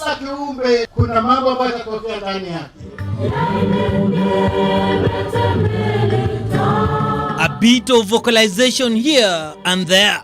Your Excellency, oh, Your Excellency, you are a son of a hero. You are a gentle giant. And a recruitment of an able master of platitudes. The message has sunk in, and the man Gidi is ready for delegations. I'm the Atoli and my colleagues for coming to visiting us here at Kabarak. Kabarak is the new rendezvous. From Kajiado with love, and the song here must have been "Oh Kanu Yajenga Nchi." Isn't that so, Atoli? No, this was a courtesy call. We sought an assessment of this visit from one Didmas Baraza. Tarumbete kama engelia jana. Mahali maiki kijana wa Mara hako angefufuka na tena akufe tena, kwa sababu ule uongozi mbaya ambayo Wamalwa alipambana nayo kila wakati, uongozi ya mtu anaitwa Moi, ndio jana waziri Eugene Wamalwa alikuwa ameongoza Waluya, wale Waluya bandia, Waluya bwege, Waluya wakumbafu, wanakwenda kule kwa Gideon Moi. Harsh, very harsh. We had few political issues as well to compare what is happening in the country. Ile akili ambayo Oparanya ametumia na Eugene kwenda kule kwa Gideon Moi, wao ni vijana ama ni wazee? Mimi si ni kijana? Si mimi niko hapa? Nani mwenye ako na akili mzuri kuliko ile mwingine? We have been hosted here to a very good lunch. We want to thank our brother and Eugene, why don't you ask us some of these things? Are we live? Don't worry, Governor. We saw and heard all that. The man on the street will say, the men of Mulembe watatuonyesha maneno. Hii mambo yenye tunafanya sio maneno ya ubabe ama sio uongozi. Wangamati bwana, nyenyekea wewe. We gave you these things and we are not asking you for anything. You can see even in dress and grooming, I'm more organized than you and yet I'm not in office. Watu wanatafuta ubabe, sio hivyo. Staying in the land of Mulembe. Juzi umeona vile wamepiga rungu MCA mwanamke. This is what he's talking about. Mwanamke mnyororo. Mwanamke mwororo. Mwili nzuri, hata ukimwaga maji inateremka yenyewe. Hata kama mimi ni askari na nimetumwa kuchapa msichana kama huyo, nikimuona sinamwambia rungu kando, give me your number. Who says Luya men are not romantic? Tamaduni yetu inaendelea na tumekeep distance, kila mtu ako na barakoa. Even Wafula does not believe what he's saying. Something could be the matter. How do we find out? Ukiona unaenda kwa public bila mask, hiyo ni symptom moja, ujue ya kwamba akili yako si nzuri. Order Senator Murkomen. But it can be said the men and women of the Senate are of very sound mind. It started with confusion and ended in anger. You did not attend that meeting. You refused to attend the parliamentary group meeting. Yeah, it's a fact. So therefore, do not come to mislead the House. Do not come to mislead the House. Irungu Srungu had missed the target and he was livid. When he's bad, he is really bad. But when he's good,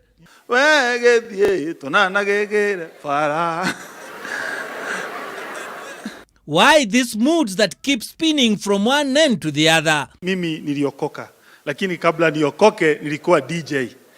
And the DJ has been spinning a lot of late. If for any reason that proposal will be defeated, we shall know there's no need for BBI. So the handshake is not threatened? It is not threatened at all by this process. Politicians change positions so easily. Nothing compared to getting babies. Mama moja watoto 18. Hii watoto 18 unasukuma watoto 18. 18. But how? Mimi nimeona nyumba nyingine ya mzee mwingine Kipsigis watoto 12, lakini ukiweka mbao kwa kichwa hivi wanalingana yote. Size moja. Haiwezi enda hivi wote hivi. And whose advice are they relying on? Mheshimiwa, mnaambia watu wazaane, tafadhali Mungu atapiga nyinyi kiboko. And then the big comparison on childbirth according to Natembea. First, waheshimiwas. Na akizaa anakaa huko akikunywa supu miezi 6 anaangaliwa tu. Tena anaenda hospitali, anadungwa sindano, anazaa vizuri, hata ingine anazaa kama amelala. Anaamuka anaambiwa, mheshimiwa, here is your bundle of joy. Ni mtoto. And how about the so-called ordinary people, these ones? Lakini yenu mmesema ni anduru, si ndio?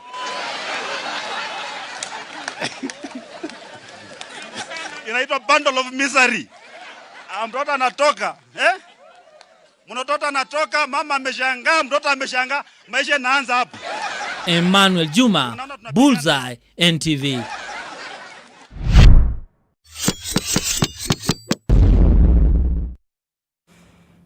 From Eugene, why don't you ask us some of these things to mwanamke mwenye ngozi nyororo and you just so natembea, talking about the bundle of misery. As always, Emmanuel Juma captures the most memorable part of a week on Bullseye. We take a break. Ida Wiringo will be back with the sports.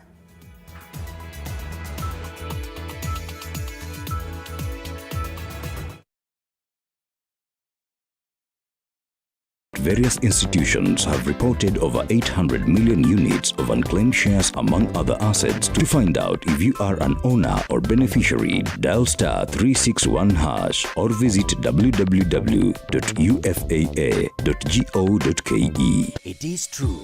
We have been in business for over 20 years now, empowering Kenyans to own ideal and genuine properties. And yes, the biggest and the best urban residential development in Kiambu, Amani Ridge, the place of peace, is taking shape. Let us show you what we have been up to. The Solomonic Gate is complete. The intelligent fountain of peace is up and running. The stone perimeter wall is complete, fully enhanced with razor wire for your security. The 100,000-liter capacity water tank is coming up. We also have the house designs and the title deeds for every plot. Invest in value. Call us today on 0790 300 300 or visit us at www.optiven.co.ke. When I'm on nights so restless, tissue makes my days worthless. I need to recharge energy. Get a full night's sleep with Always Ultra. For stacks of tissue and no competition. For its long-lasting protection. Long days, I'm fearless. Here comes the boss lady. Multitasking flawless. My kids will get the best. I'm a boss lady. Always starts now with 50 shillings. Stay happy always. How to improve toddler behavior. Show your love. Make sure your displays of affection for your child outnumber any consequences or punishment. Prioritize rules rather than overloading your child with rules from the onset. Prioritize those geared towards safety first. Kiss Kids diapers. Kiss Kids, no rashes. Kiss Kids, no rashes. Bye-bye rashes. Bye diapers. Choose Kiss Kids. The Champions League season is reaching a new peak. Are you ready for the ride? Everything again. Europe's finest football clubs are about to experience unrivaled acceleration. And DSTV gives you the best seat in the house. It's the thrilling rush to the UEFA Champions League final.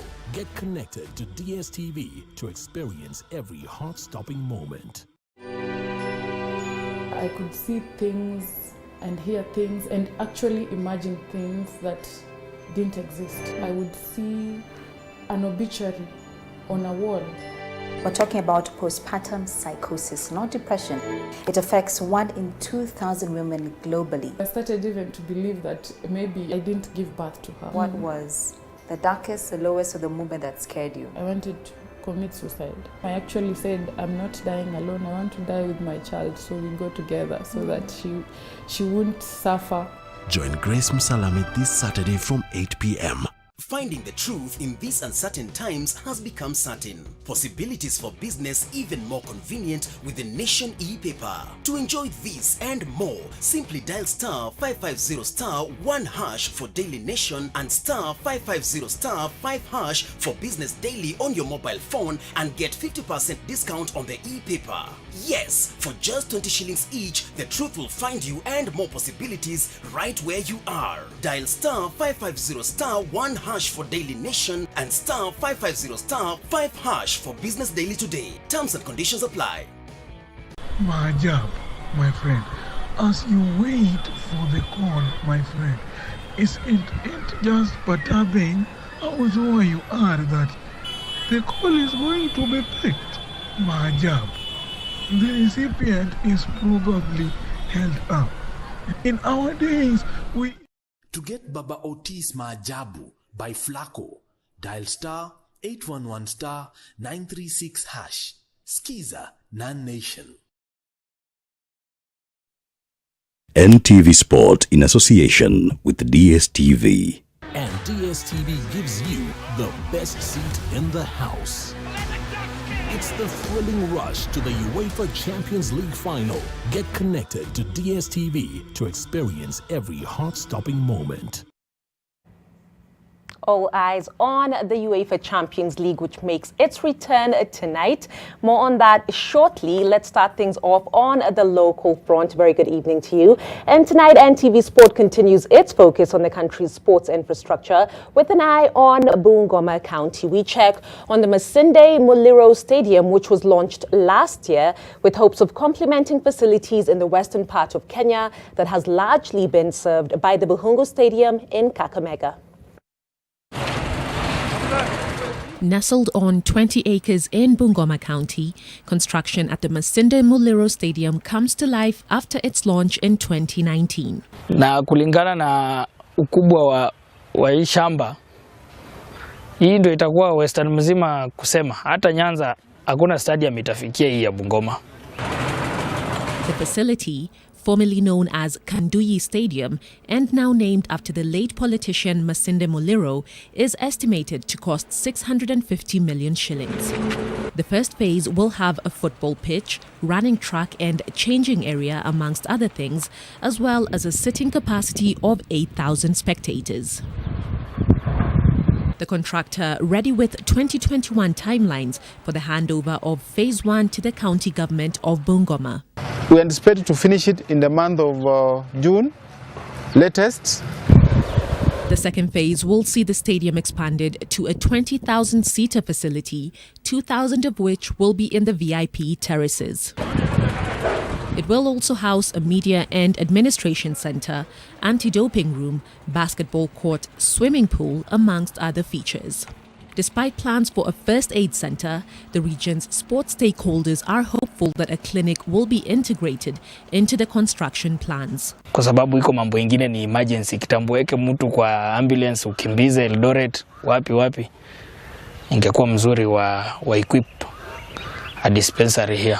Bungoma is home to some of the country's greatest athletes, including the late Olympics 3,000 meters steeplechase silver medalist Ben Jipcho and volleyball queen Dorcas Ndesaba. Hii uwanja haitasaidia watu wa Bungoma peke yake.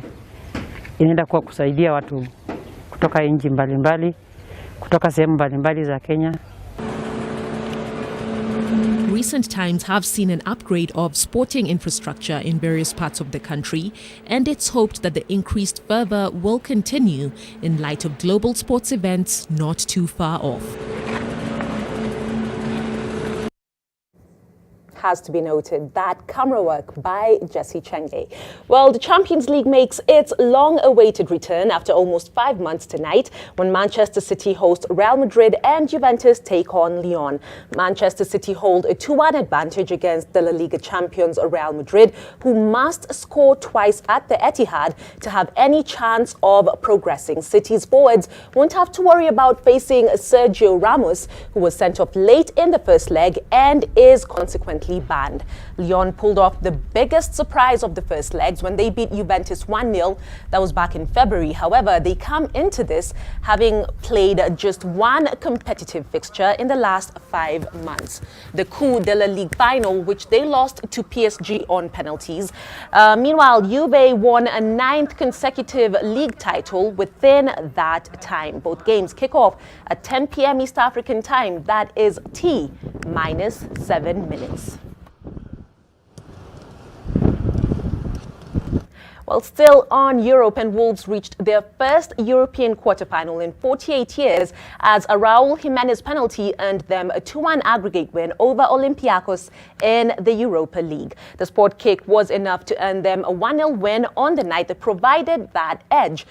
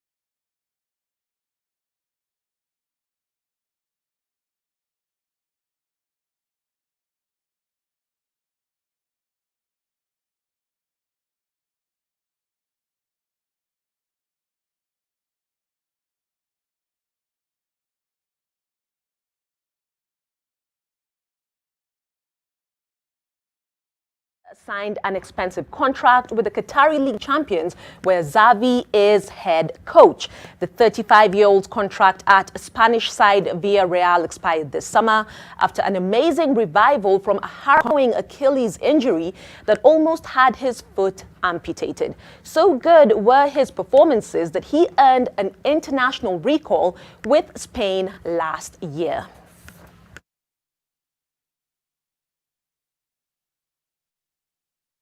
Robin van Persie has returned to boyhood club Feyenoord as a coach. The 37-year-old had a final season as a player with the Dutch side in 2018-2019 and will now work under manager Dick Advocaat to help the forwards. Since his retirement as a player last year, Van Persie has worked in various roles in English media.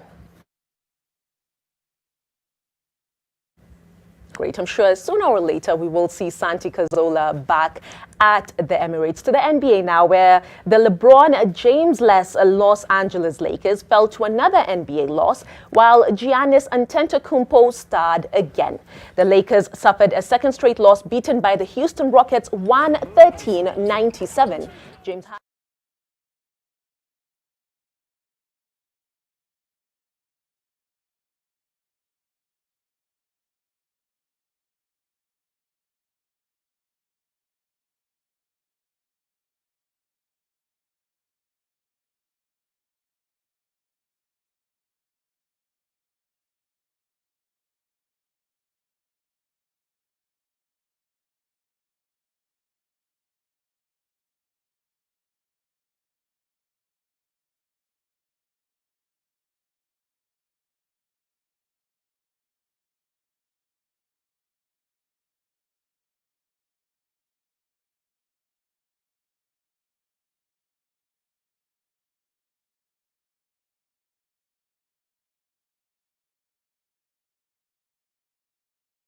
NTV Sport in association with DSTV. And DSTV gives you the best seat in the house.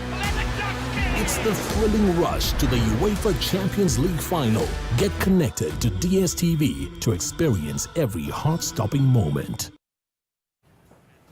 That's it for NTV Weekend Edition, and turns out it's been an all-ladies weekend with myself, Ida Ringa, and Flora Atieno on sign language interpretation, and Amina is coming up next. So with the exception of DJE, it is an all-ladies weekend here on NTV Weekend Edition. There is a Black Mamba on set, so if you're like me and you're curious as to what that particular bike is doing on set tonight, you'll definitely want to stay tuned for the trend coming up with Hey Amina.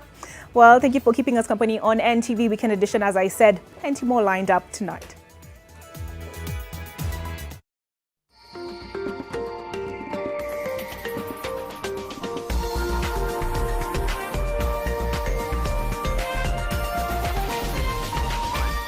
This is NTV.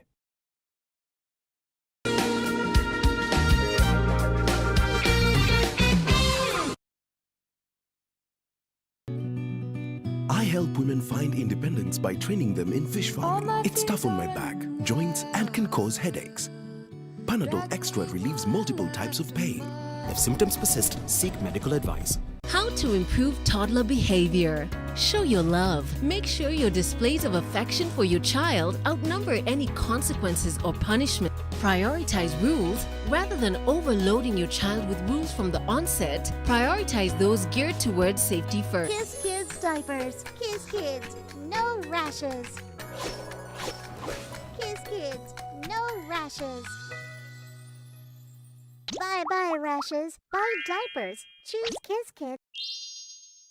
Get free access to digital learning today. For primary and secondary students, one can now access learning and revision materials that has been approved by KICD. Dial *291# and subscribe to Safaricom Digital Learning and Chupavu 291 today.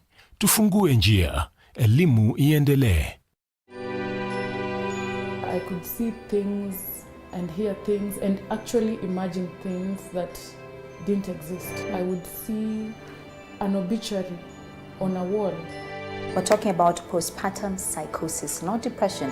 It affects 1 in 2,000 women globally. I started even to believe that maybe I didn't give birth to her. What was the darkest, the lowest, or the moment that scared you? I wanted to commit suicide. I actually said, I'm not dying alone. I want to die with my child, so we go together so that she won't suffer. Join Grace Musalami this Saturday from 8 p.m. Majab, my friend, as you wait for the call, my friend, it just perturbing how sure you are that the call is going to be picked. Majab, the recipient is probably held up.